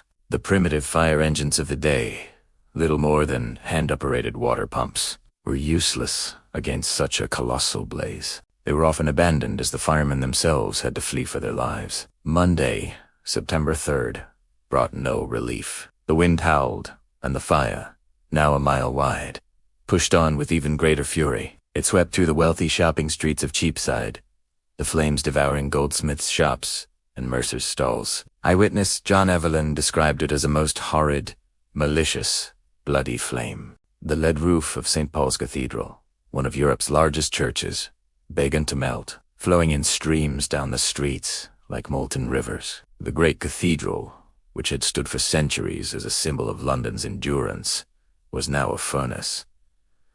Panic turned to despair. The social order began to break down. Rumors spread like wildfire, blaming the disaster on Dutch or French spies, leading to mob violence against foreigners. The king and his brother, the Duke of York, took personal command of the firefighting efforts. They rode through the streets, organizing demolition parties and encouraging the exhausted citizens. They used gunpowder to blow up entire blocks of houses, a desperate and destructive but ultimately effective way to create the firebreaks Bloodworth had failed to authorize. The climax came on Monday night. The firestorm reached its peak intensity. St. Paul's Cathedral was completely engulfed. Its massive stone walls exploded from the heat, and its vast timber roof collapsed in a shower of sparks and embers that lit up the sky for miles around. The great library of books stored in its crypt went up in a puff of smoke. For those watching, it must have seemed like the end of the world. The fire had consumed medieval London, erasing centuries of history in just a few hours. Tuesday, September 4th, was the third day. The fire was still raging, now threatening the Tower of London to the east and the King Escort at Whitehall to the west. The garrison at the tower used their own cannons and gunpowder to create massive firebreaks, successfully defending the historic fortress and its precious arsenal. In the west, the demolition parties, now well organized under the Duke of York, finally managed to halt the fire's advance just before it reached the Inner Temple, saving the legal district and, beyond it, Whitehall Palace. By Tuesday evening, the wind, which had been the fire's greatest ally, finally began to die down. The relentless advance of the flames slowed. The fire breaks, created at such a high cost, were at last holding. Pockets of fire continued to burn for days, and the ground remained hot for weeks. but the main conflagration was over. A stunned silence fell over the smoldering ruins. Over 3 days, the Great Fire of London had destroyed over 13,000 houses, 87 churches, and countless public buildings. It had laid waste to 4/5 of the walled city. Miraculously, the official death toll was remarkably low, but the human costs in terms of displacement, loss, and trauma was immeasurable. London was a smoking ruin, a blackened canvas waiting to be reborn. In our next episode, we'll explore the aftermath. How did Londoners cope? Who was blamed? And how did this apocalyptic event pave the way for the birth of a new, modern city? The story of the Great Fire isn't just one of destruction. It's also a story of incredible resilience and rebirth.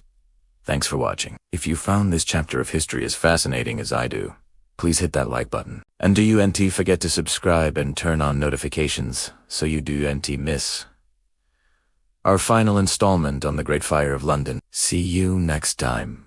The smoke was so thick it was like a perpetual twilight, blotting out the sun, the moon, and the stars. 4 days, an oppressive, orange-gray haze had settled over everything. A constant reminder of the inferno that raged just beyond the ridge. Every breath was a struggle, filled with the acrid taste of ash and despair. We had fought with everything. We had shovels, hoses, and sheer willpower, but the fire was a relentless beast, consuming forest and hope with equal ferocity. The air crackled not just with heat, but with a palpable tension, a shared feeling that we were losing. We were exhausted, our faces smudged with soot, our spirits worn thin. The perimeter lines we painstakingly dug were breached time and again. The roar of the flames was a constant, terrifying companion, a sound that seemed to seep into our very bones. Sleep was a luxury none of us could afford, stolen in brief fitful moments in the back of a truck or on the hard, dusty ground, only to be jolted awake by a sudden shift in the wind or a new eruption of fire. We watched the glowing monster on the horizon and prayed for a miracle we were beginning to doubt would ever come. Then, one afternoon, something shifted. It wasn't the wind, which had been our fickle enemy for so long. It was the quality of the light, or what little of it penetrated the smoke. A subtle change, a dimming that felt different from the choking haze. A stillness fell over the fire camp. The usual cacophony of engines, radios, and shouting seemed to quiet down, as if everyone sensed it at once. We looked up our weary eyes, scanning the murky sky. Was it just wishful thinking? A trick of the smoke-addled mind? But no, there it was, a darkening in the west, a heavy, bruised purple hue slowly pushing against the angry orange. The air, which had been scorching hot and dry, suddenly felt heavy, thick with an almost forgotten humidity. A collective, unspoken question hung in the air. Could it be? After all this time, could it really be rain? No one dared to say the word aloud, as if speaking it might jinx the fragile possibility. We just stood there, frozen, watching and waiting, a fragile, desperate hope beginning to flicker in our exhausted hearts. The first drop was an event. It landed on the dusty hood of a fire engine with an audible asterisk, plink asterisk, creating a tiny, perfect circle in the thick layer of soot. For a moment, we all just stared at that one small, dark spot. It was real. Then another fell, and another, one on my cheek, cooled against my hot skin. A quiet gasp rippled through the crew. A few more drops followed, scattered and hesitant, as if the sky was testing the ground. Then, as if a great dam had broken, the heavens opened up. It wasn't a gentle shower, it was a deluge, a torrential downpour. The sound was deafening, a powerful, drumming roar on the metal roofs of the trucks, a hissing symphony as it met the hot, scorched earth. We didn't run for cover. We just stood there, faces tilted to the sky, letting the cool, clean water wash over us. It streamed down our faces, mingling with soot and sweat, washing away the grime of the long fight. The smell of the air changed instantly.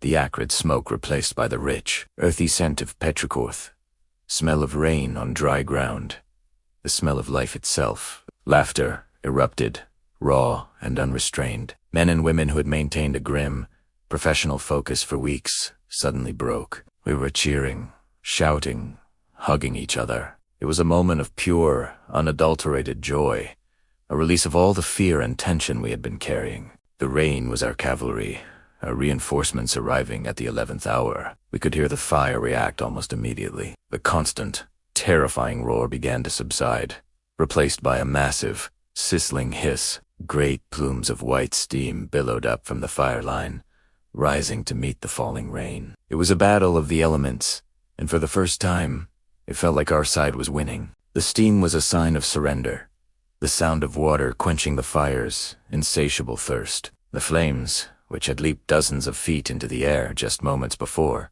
were being beaten back, smothered under the sheer volume of water. The relentless advance of the fire line, which we had fought inch by agonizing inch, was finally being halted. It was more effective than any retardant drop or hand line we could ever hope to create. We didn't stand idle for long. Re-energized by the downpour, we grabbed our tools.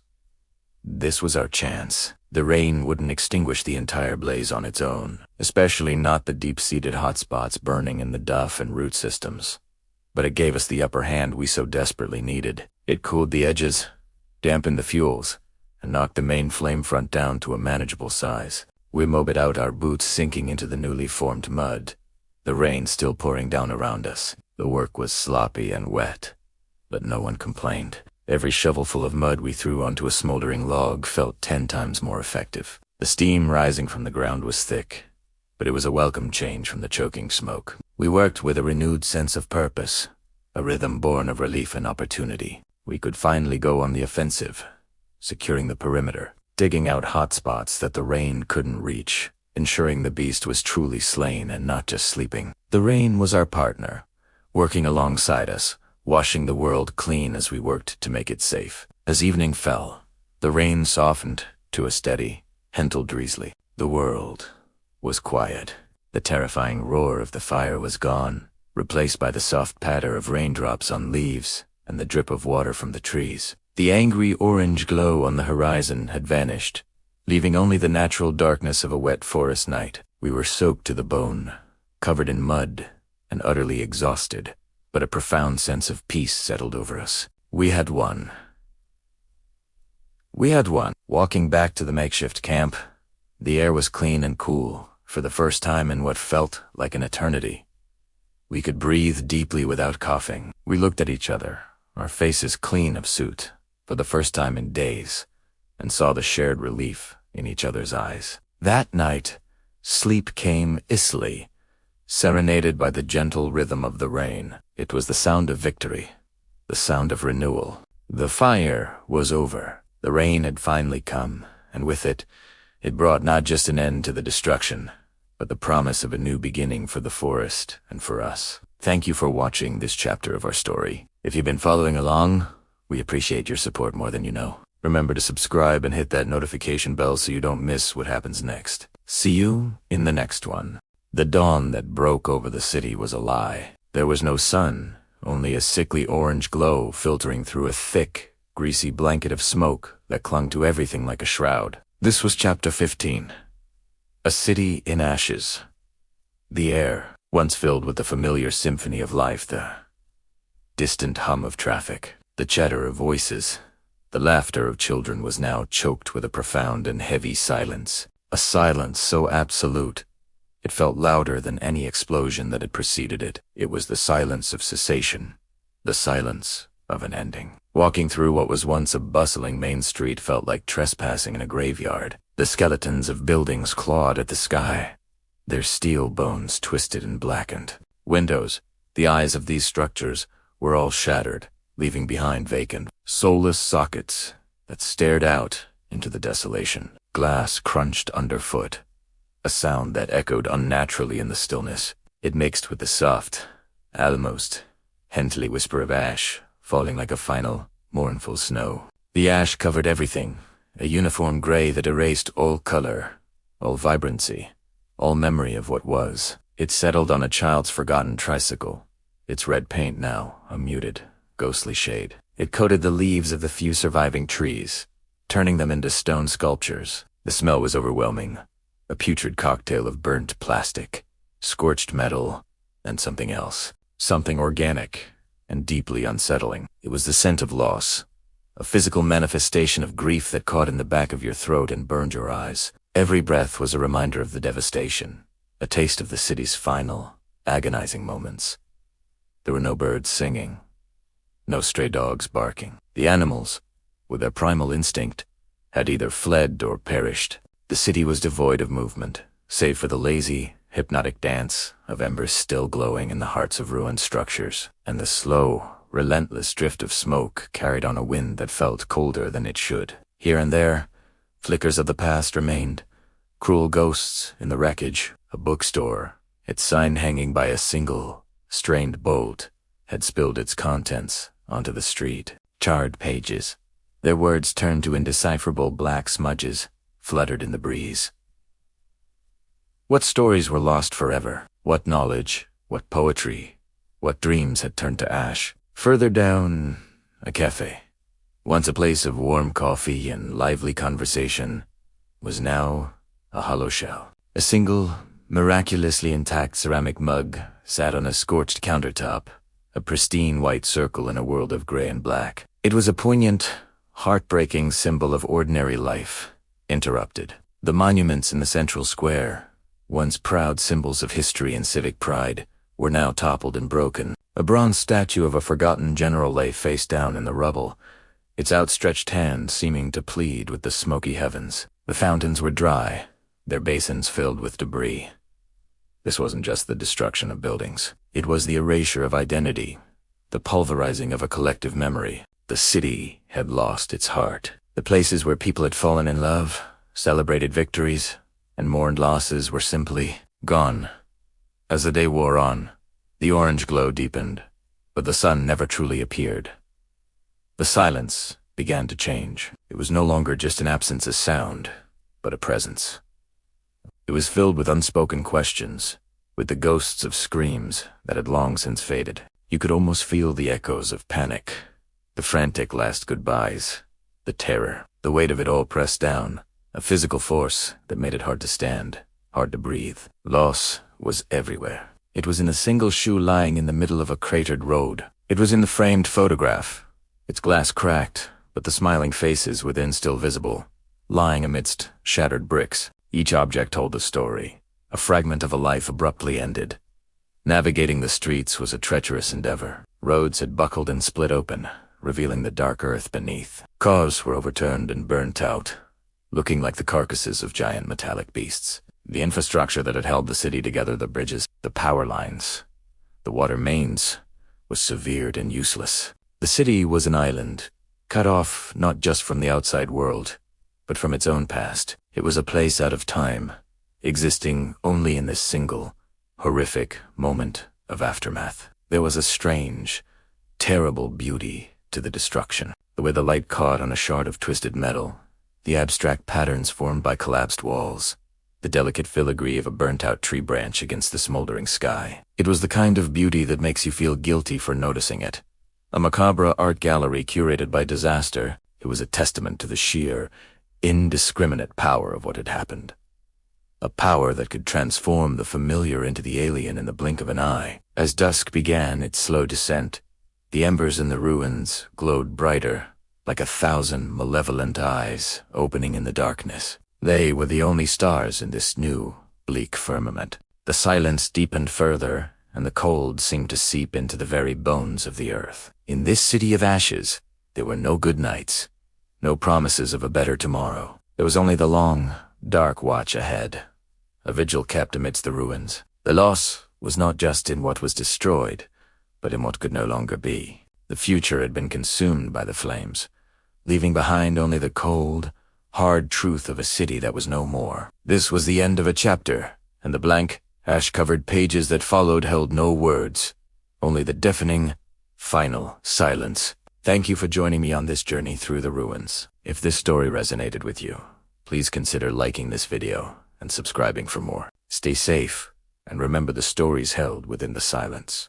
Welcome back to our series. Today, we're diving into Chapter 16, The Costs of the Fire. It's a chapter that really brings home the sheer scale of the devastation we've been discussing. To truly understand the impact, we need to look beyond the flames and ash and talk about the numbers. The people, and the future of a city brought to its knees.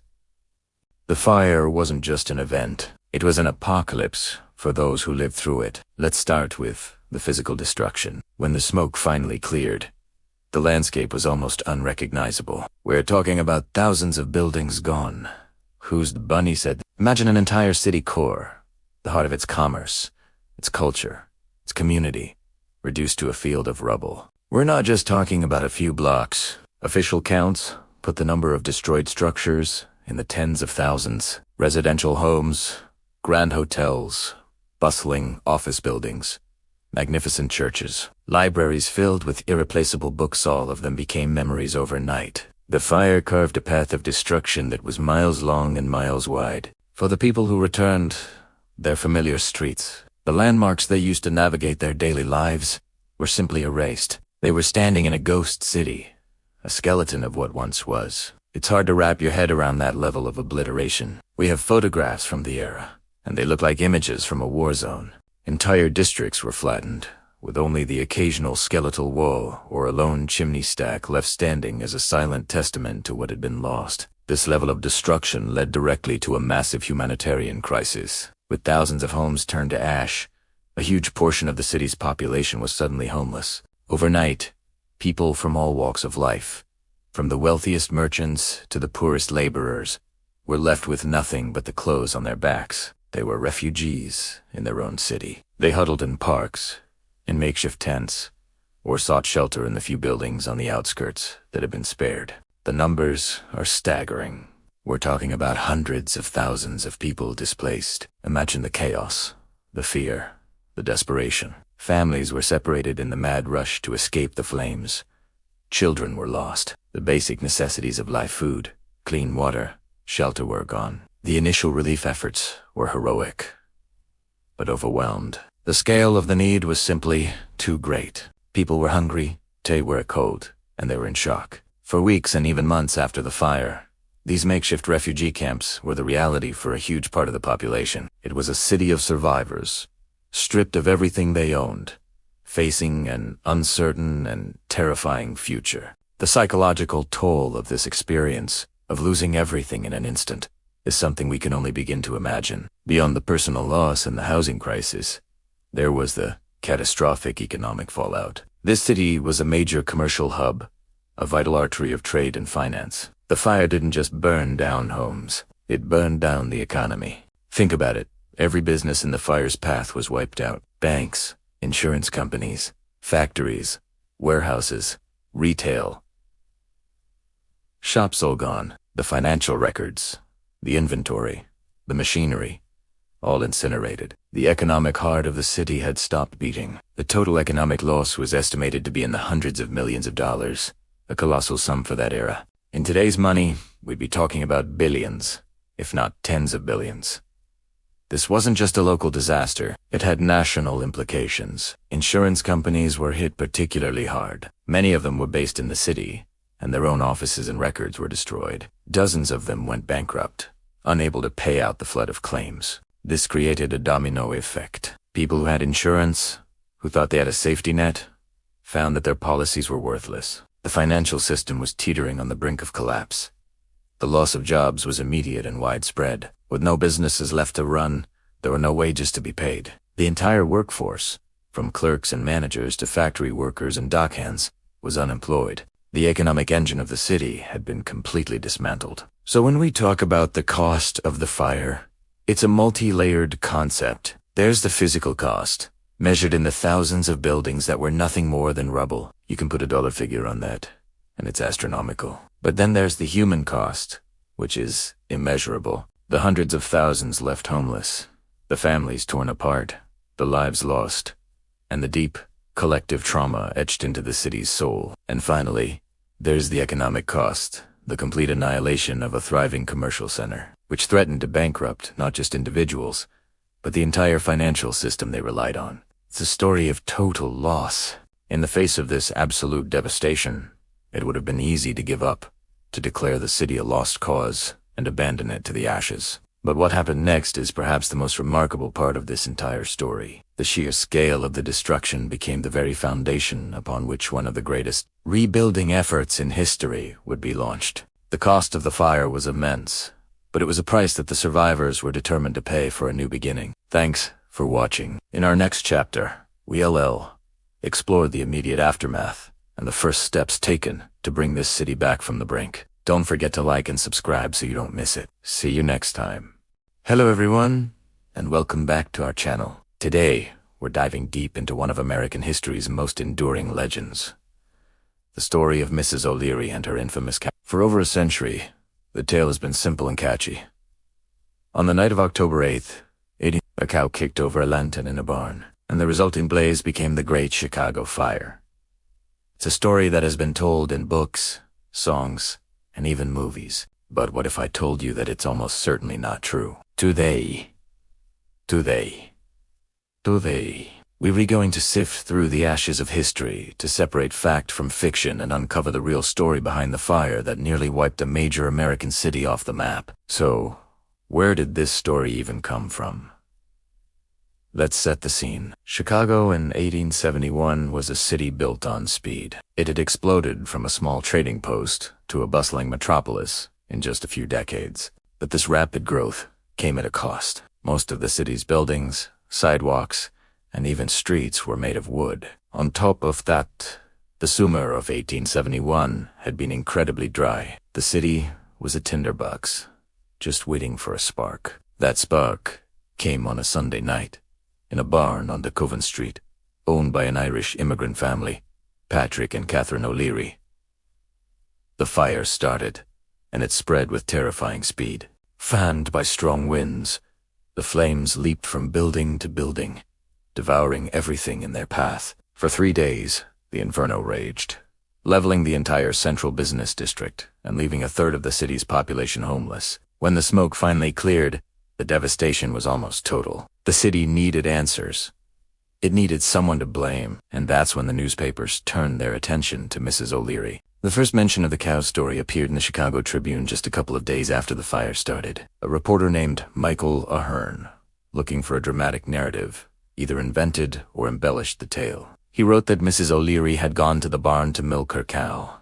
The cow kicked over a lantern, and the rest is history. The story was perfect. It was simple, memorable, and it provided a scapegoat. Catherine O'Leary was an easy target. She was a poor, working-class Irish Catholic immigrant, and at the time, anti-Irish sentiment was unfortunately quite common. The image of the clumsy immigrant and her troublesome animal fit neatly into the prejudices of the era. The legend spread like the fire itself. It became a national sensation.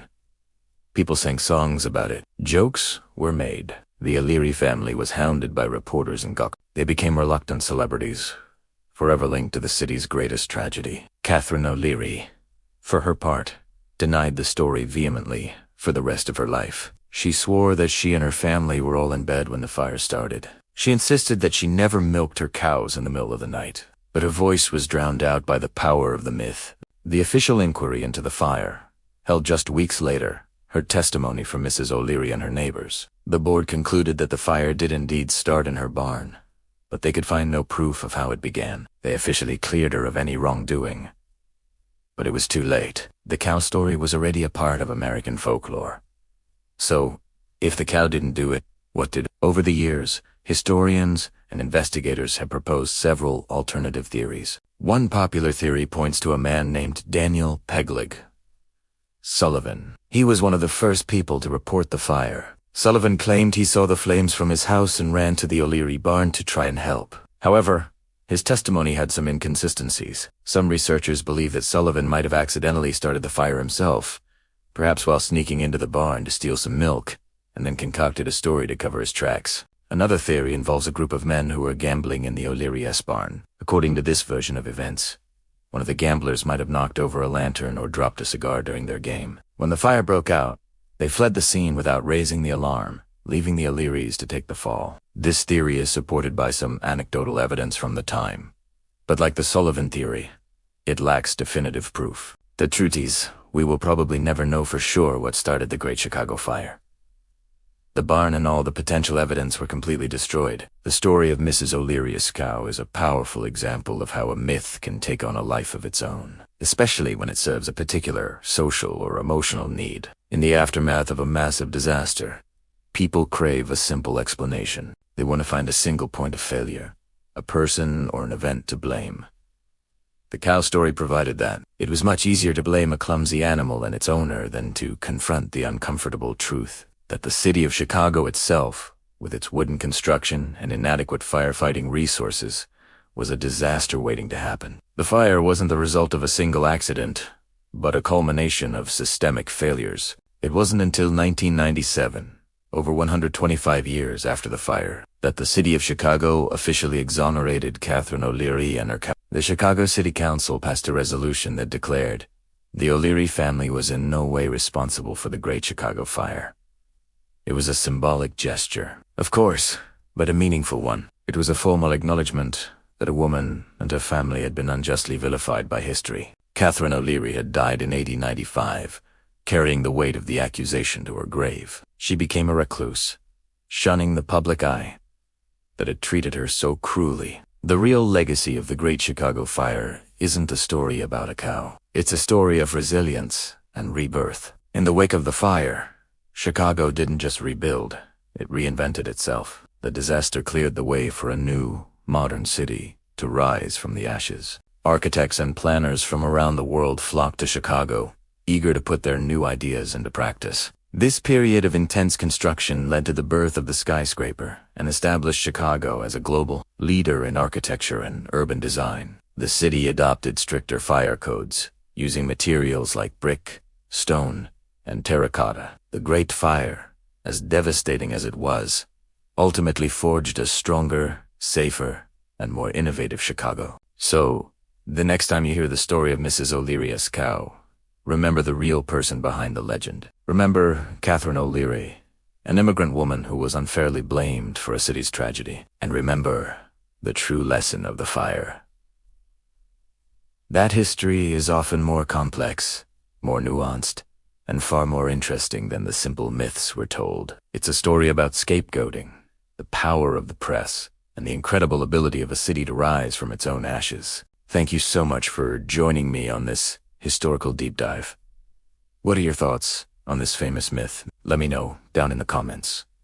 And if you enjoyed this video, please give it a like and subscribe for more stories from the pages of history. We'll see you in the next one.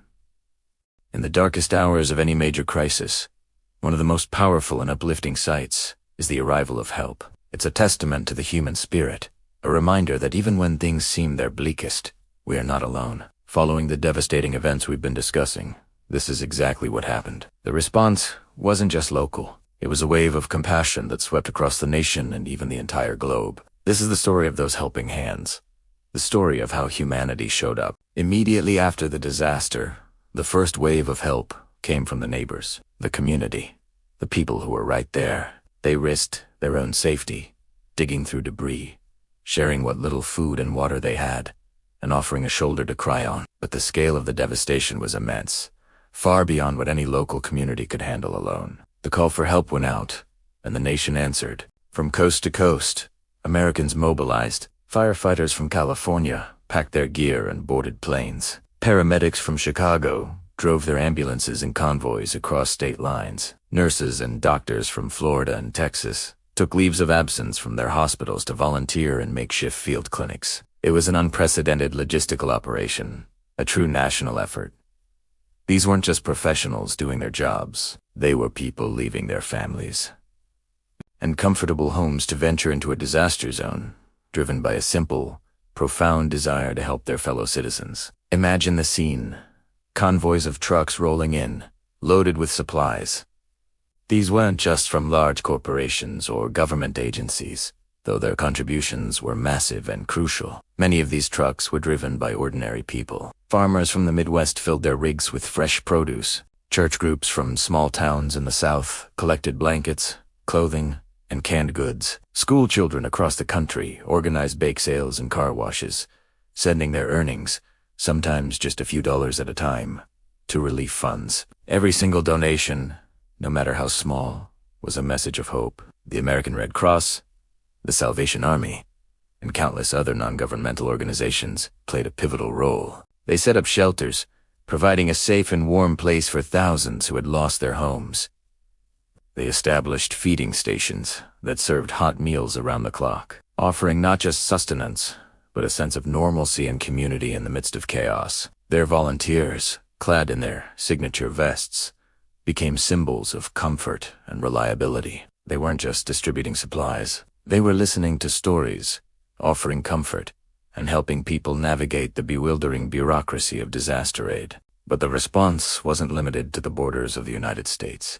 The news of the disaster spread rapidly around the world, and the international community responded with an outpouring of support. Countries that were traditional allies, and even some that were not, set aside political differences. It was a moment where shared humanity transcended international politics.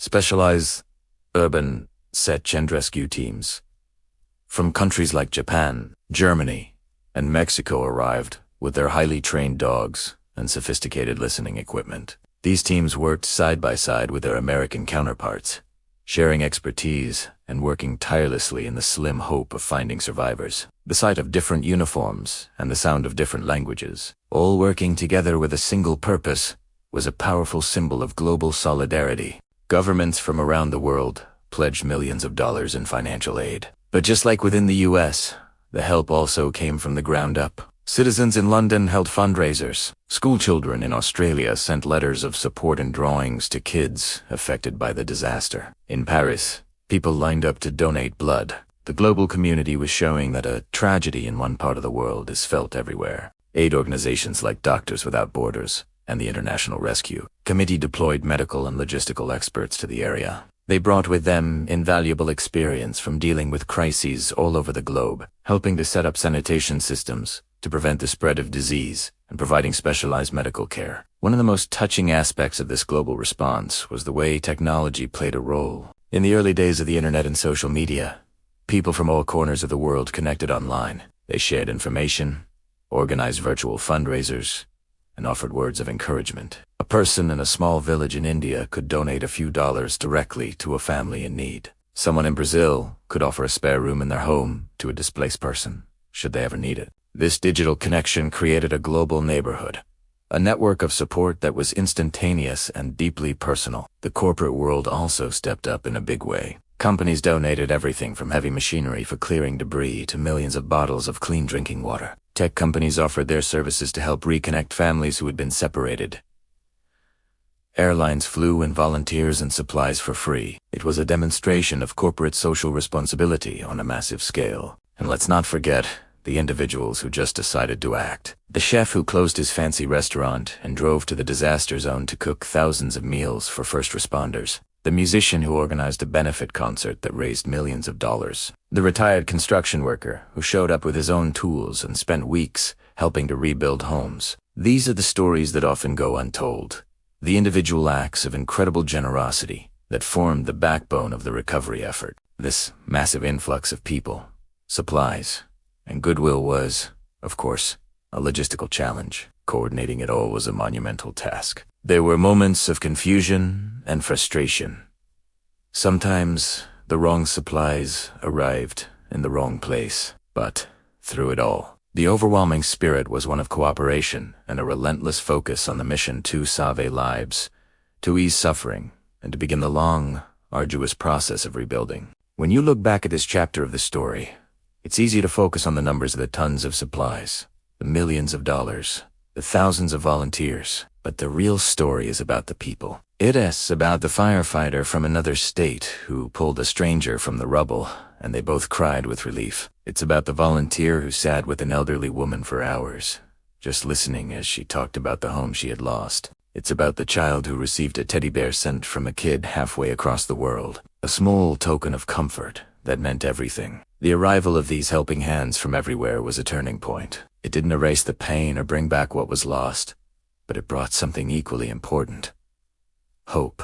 It was a powerful, undeniable message to the survivors that they were not forgotten. It showed them that in the face of unimaginable tragedy, the world was with them. This wave of support laid the foundation for the recovery and rebuilding that would follow, a process fueled by the kindness of strangers from across the street, across the country and around the world. Thank you so much for watching. The spirit of generosity we've talked about today is a reminder of the good in the world. If you found this story inspiring, please like this video and subscribe to our channel for more chapters of this incredible story. We'll see you in the next one. Welcome back to our series on the Great Chicago Fire. In our last episode, we watched the city burn to the ground. Today, we're going to witness its incredible rebirth. This is the story of how Chicago rose from the ashes, stronger and more resilient than ever before. Before the fire, Chicago was a city of wood. Wooden buildings, wooden sidewalks, even wooden streets paved with pine blocks. This made it a tinderbox, just waiting for a spark. After the disaster, the city's leaders and its people knew one thing for sure. They could never let this happen again. The future of Chicago would not be built with wood, but with stone, brick, and steel. The first major change was a legal one. The city council acted swiftly, passing new building ordinances. Within the city limits, new construction had to be made of non-combustible materials. This meant brick, stone, terracotta, and iron became the new standard. These so-called fireproof regulations were a direct response to the devastation and would fundamentally reshape the city's appearance and character. Imagine the scene in late 1871.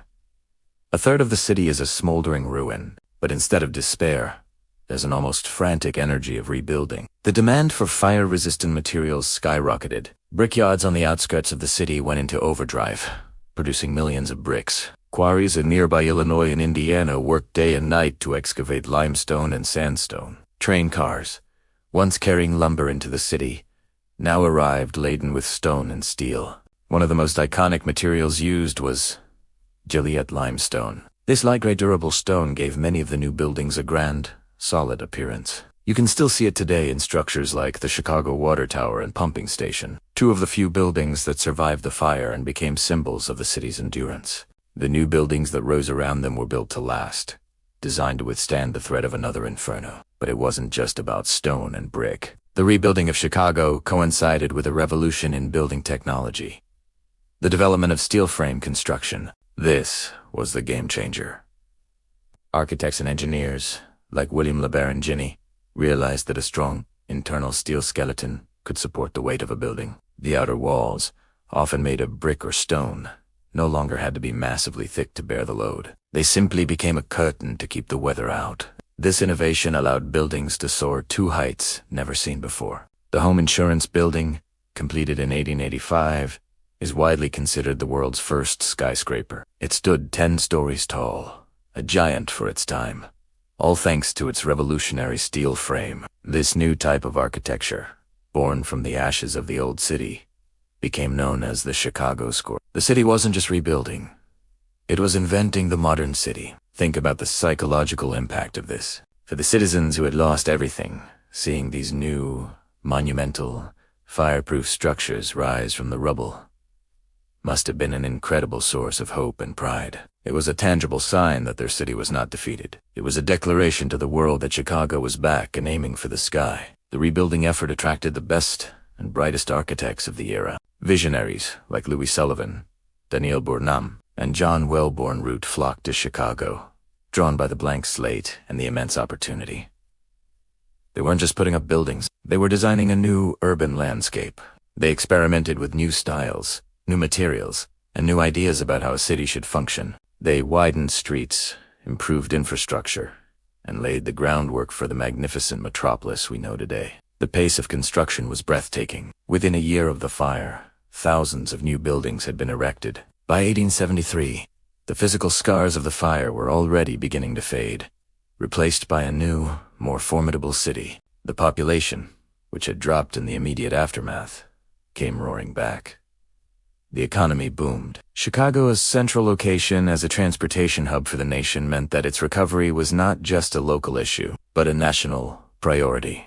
This rapid reconstruction created a city of contrasts. Grand, ornate office buildings stood next to simpler, functional warehouses, all built with the same fire-resistant principles. The use of brick gave much of the city a reddish-brown hue, a stark difference from the gray, weathered wood of the pre-fire era. Steel skeletons, once hidden, was sometimes celebrated in the architecture, hinting at the industrial power that was driving the city forward. One of the most remarkable aspects of this story is the sheer human spirit it represents. It was a collective effort. Financiers from the East Coast invested capital.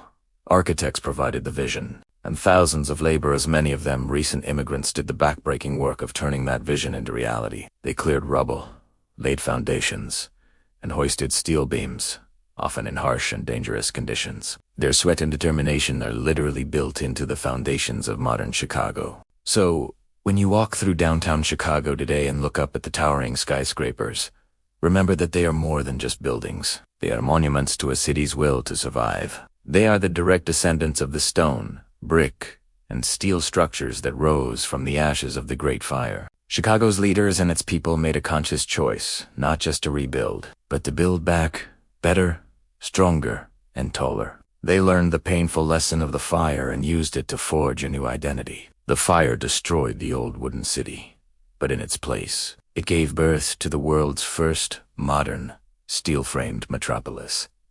Thank you for joining me on this journey through Chicago's incredible reconstruction. Next time, we'll explore how the 1893 World as Columbian Exposition showcased this new city to the world and solidified its status as a global powerhouse. Don't forget to like this video and subscribe to the channel so you don't miss it. See you next time.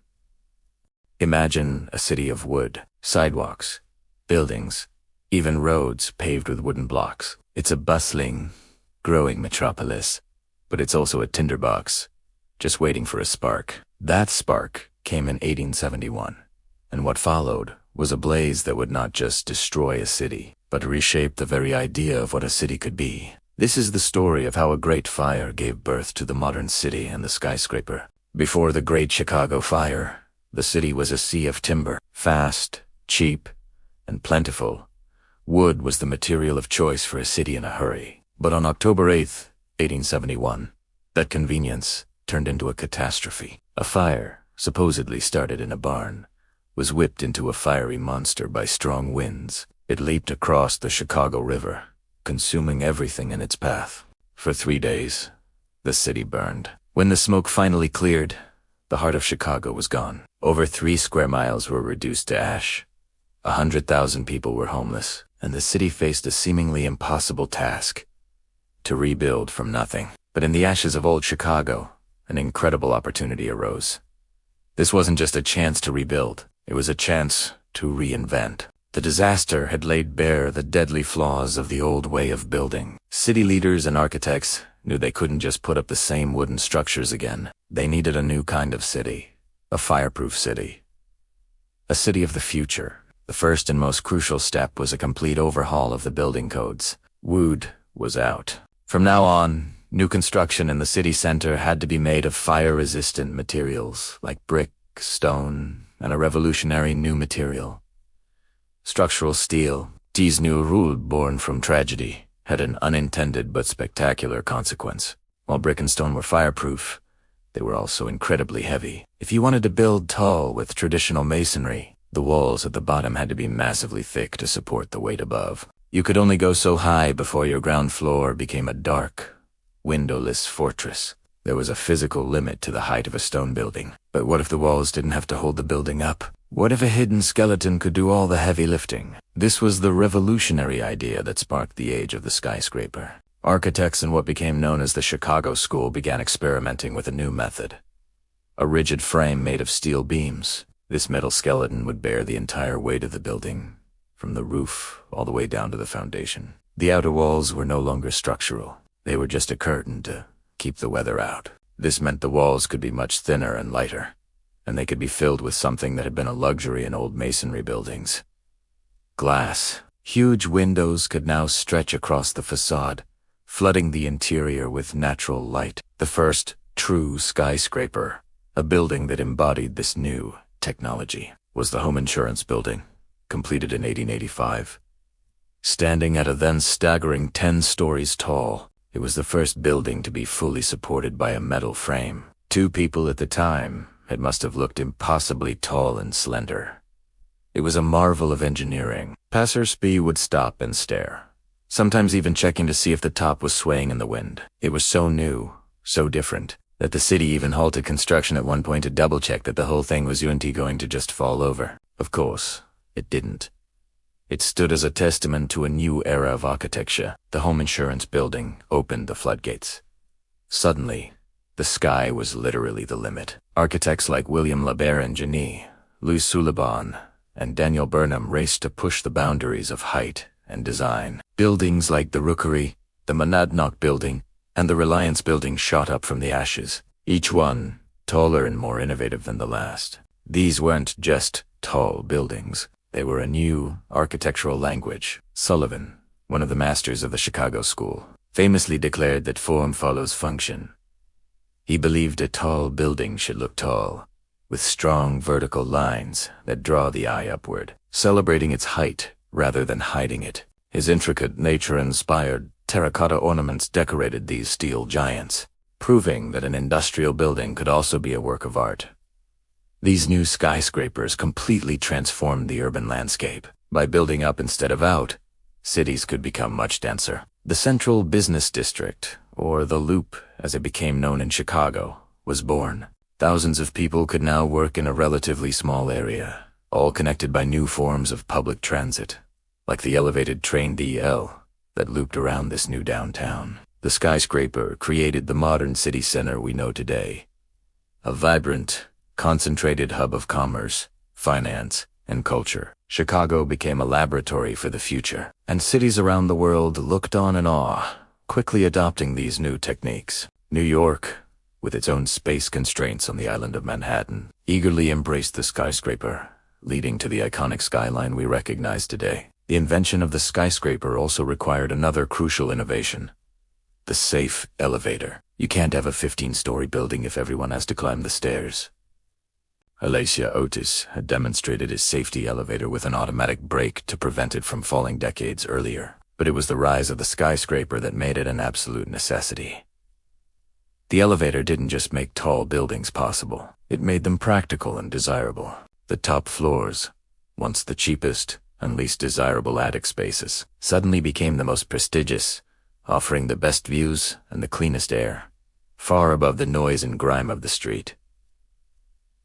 The penthouse was born. So, when you look at the skyline of any major city today, from New York to Dubai, what you're seeing is a direct descendant of the ideas forged in the fire of 18. The Great Chicago Fire was a terrible tragedy, a moment of profound loss and destruction, but out of that devastation came a wave of human ingenuity and resilience. It forced a generation of thinkers, engineers, and architects to solve a problem. How do you build a safer, better, and bigger city? Their answer was the steel frame skyscraper. They didn't just rebuild Chicago, they built the blueprint for the modern metropolis. It's a powerful reminder that sometimes our greatest moments of progress can rise from the ashes of our greatest disasters.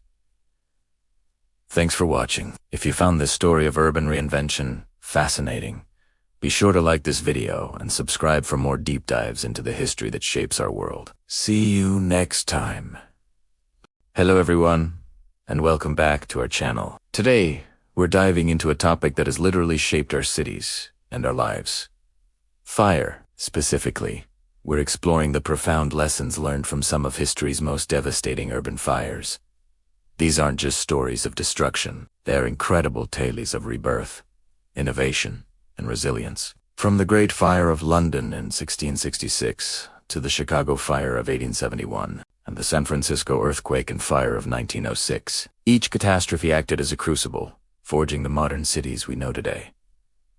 Let's start with London. In 1666, a small spark in a bakery on Pudding Lane erupted into a monstrous inferno that consumed over 13,000 houses and left much of the medieval city in ashes. At the time, London was a maze of narrow, winding streets packed with timber-framed houses. Fire was a constant threat, but this was a disaster on an unprecedented scale. The immediate aftermath was chaos, but what rose from the ashes was a city reborn. The lessons were immediate and impactful. The Rebuilding Act of 1667 mandated that new houses be built of brick or stone, not wood. Streets were widened to act as fire breaks, preventing flames from leaping from one building to another so easily. This was a pivotal moment in urban planning. The concept of building codes, something we take for granted today, was largely born from this tragedy. Suddenly, the collective safety of the city took precedence over individual building preferences. Architects like Sir Christopher Wren were given a nearly blank canvas,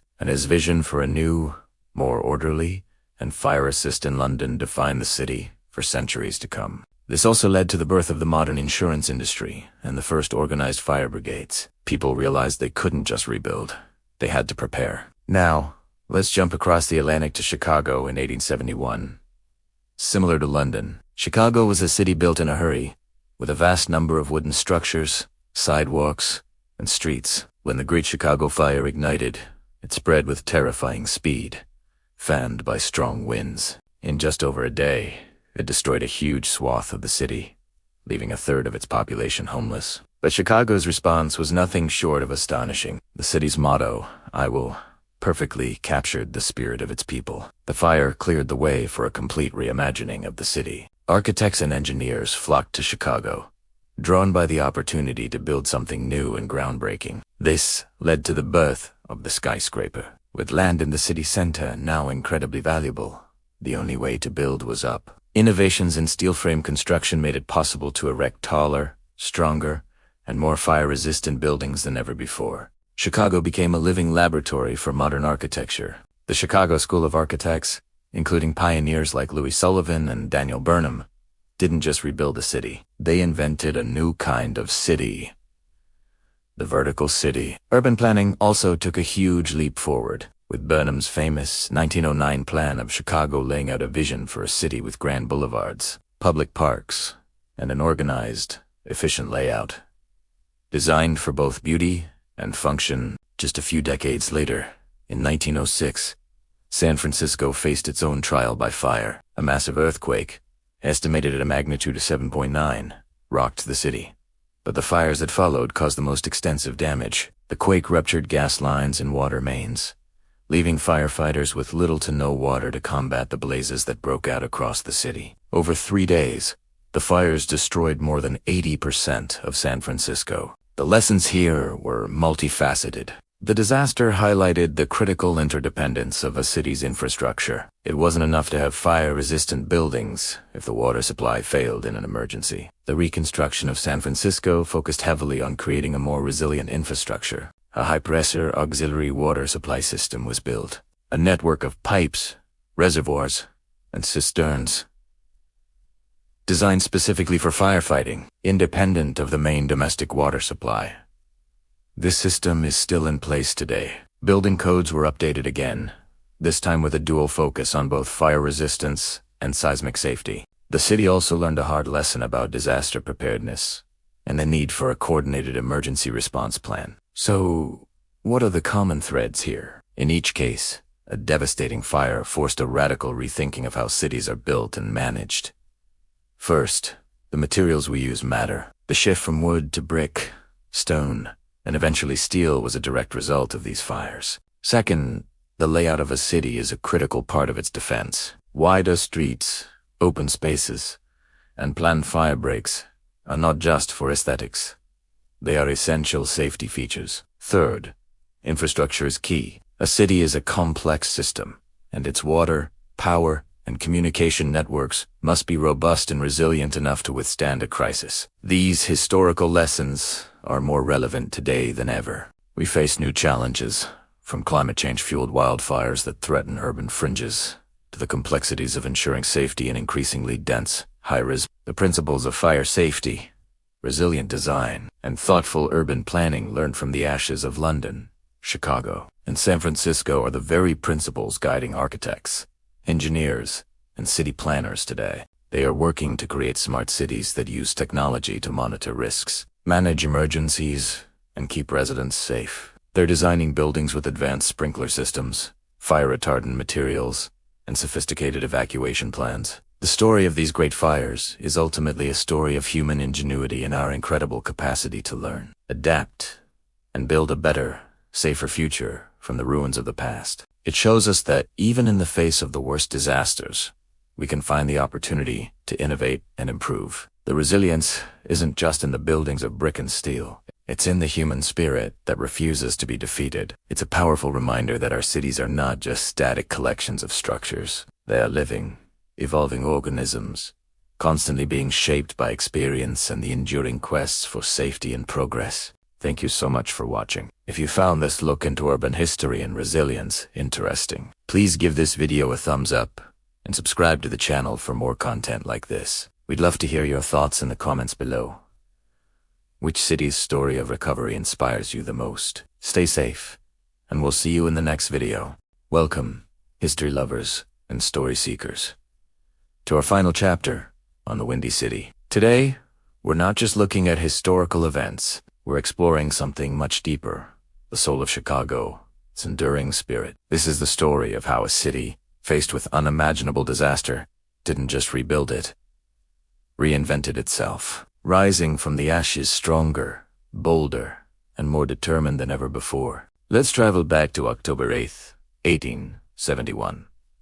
A small fire, its exact origins still debated, broke out in a barn on the city's west side. But this was no ordinary fire. Fueled by dry conditions and relentless winds, the flames quickly grew into an uncontrollable inferno. For 3 days, the Great Chicago Fire raged, a terrifying spectacle of destruction that consumed nearly everything in its path. Imagine the scene. A city built largely of wood, turning into a sea of fire. The sky glowed an apocalyptic red, visible for miles. People fled for their lives, their homes and businesses turning to cinders behind them. When the smoke finally cleared, the heart of Chicago was gone. Over 3 square miles of the city lay in ruins. 100,000 people were left homeless. The financial and emotional toll was staggering. For many, it seemed like the end of Chicago's dream. In the immediate aftermath, despair was thick in the air. The nation looked on, with many newspapers declaring Chicago's promising future extinguished. How could any city recover from such complete devastation? Critics and rivals predicted that Chicago would fade into obscurity, its moment in the sun tragically cut short. But those critics gravely underestimated the people of Chicago. Even as the embers still smoldered, a different kind of fire was being ignited, a fire of resilience, of grit, of an unwavering belief in their city's future. The people of Chicago weren't just survivors, they were builders, dreamers, and doers. This is where the story truly begins. The recovery wasn't just about clearing rubble and putting up new buildings. It was a massive, collective act of will. Money and aid poured in from across the country and around the world, a testament to the nation's faith in Chicago's potential. But it was the local spirit that made the real difference. Architects, engineers, laborers, and business leaders didn't just want to rebuild what was lost. They saw a blank canvas, a once-in-a-lifetime opportunity to create a new, better city. They were determined to build a city that was not only fireproof, but also a model for the future. This period of intense rebuilding is known as the Chicago Renaissance. It was a time of incredible innovation. Architects like William LeBaron, Jenny Louis Sullivan, and Daniel Burnham flocked to the city, drawn by the challenge and the opportunity. They pioneered new construction techniques and materials. Steel frame construction, a revolutionary idea at the time, allowed buildings to soar to unprecedented heights. This was the birth of the skyscraper. Chicago didn't just rebuild, it reached for the sky, creating a skyline that would define the modern metropolis. The city became a living laboratory for urban design and architecture. The iconic Chicago School of Architecture was born from these ashes, influencing cityscapes across the globe. But the new Chicago was more than just tall buildings. The city's leaders also rethought the very fabric of urban life. They planned wider streets, created vast public parks, and improved infrastructure. The Chicago River, once a symbol of the city's industrial might, was even reversed in an incredible feat of engineering to improve sanitation and public health. Every decision was made with an eye toward the future, creating a city that was more livable, more efficient, and more beautiful than before. The Spirito Vivo, later adopted as the city's motto, was evident everywhere. It was a collective promise, a declaration that Chicago would not be defined by its tragedy, but by its triumphant response. This spirit of resilience wasn't a one-time event. It became part of Chicago's DNA. Throughout its history, the city has faced numerous challenges, economic downturns, social unrest, political corruption. Yet, time and time again, it has found the strength to overcome, to adapt, and to innovate. Think of the industrial might it harnessed in the 20th century, becoming the hog butcher for the world. As Carl Sandburg famously wrote, think of its cultural contributions to the birth of blues and jazz scenes that shaped American music, the vibrant theater community, the world-class museums and universities. Each of these achievements is a thread in the rich tapestry of Chicago's enduring spirit. This spirit is not just something you read about in history books. You can feel it in the city today. It's in the energy of the bustling Loop, the pride of its diverse neighborhoods, from Pilsen to Bronzeville, Lincoln Park to Hyde Park. It's in the passion of its sports fans, who stick by their teams through thick and thin. It's in the creativity of its artists and the ambition of its entrepreneurs. Chicago is a city that doesn't shy away from its tough, gritty past. Instead, it embraces it, drawing strength from the knowledge that it has weathered storms before and can do so again. As we conclude our journey, let's take a moment for a peaceful reflection. Look at the Chicago skyline today. See the Willis Tower, the John Hancock Center, and the countless other structures that pierce the clouds. Each one is a monument, not just to architectural genius, but to the indomitable spirit of the people who built them. They are symbols of a city that refused to die, a city that turned its greatest disaster into its finest hour. The Great Fire of 1871 leveled a city of wood, but from its ashes rose a city of steel and stone, and more importantly, a city of unbreakable will. Chicago's story is a powerful reminder that even in the face of utter devastation, the human spirit can triumph, rebuild, and create something even greater than what was lost. It is a city that truly embodies the idea of rising again, stronger than before. Thank you so much for joining me on this incredible historical exploration of Chicago. If you've enjoyed this series and want to dive into more stories of resilience and human achievement, please make sure to like this video, subscribe to the channel, and hit that notification bell so you don't miss our next adventure. We'll see you in the next one.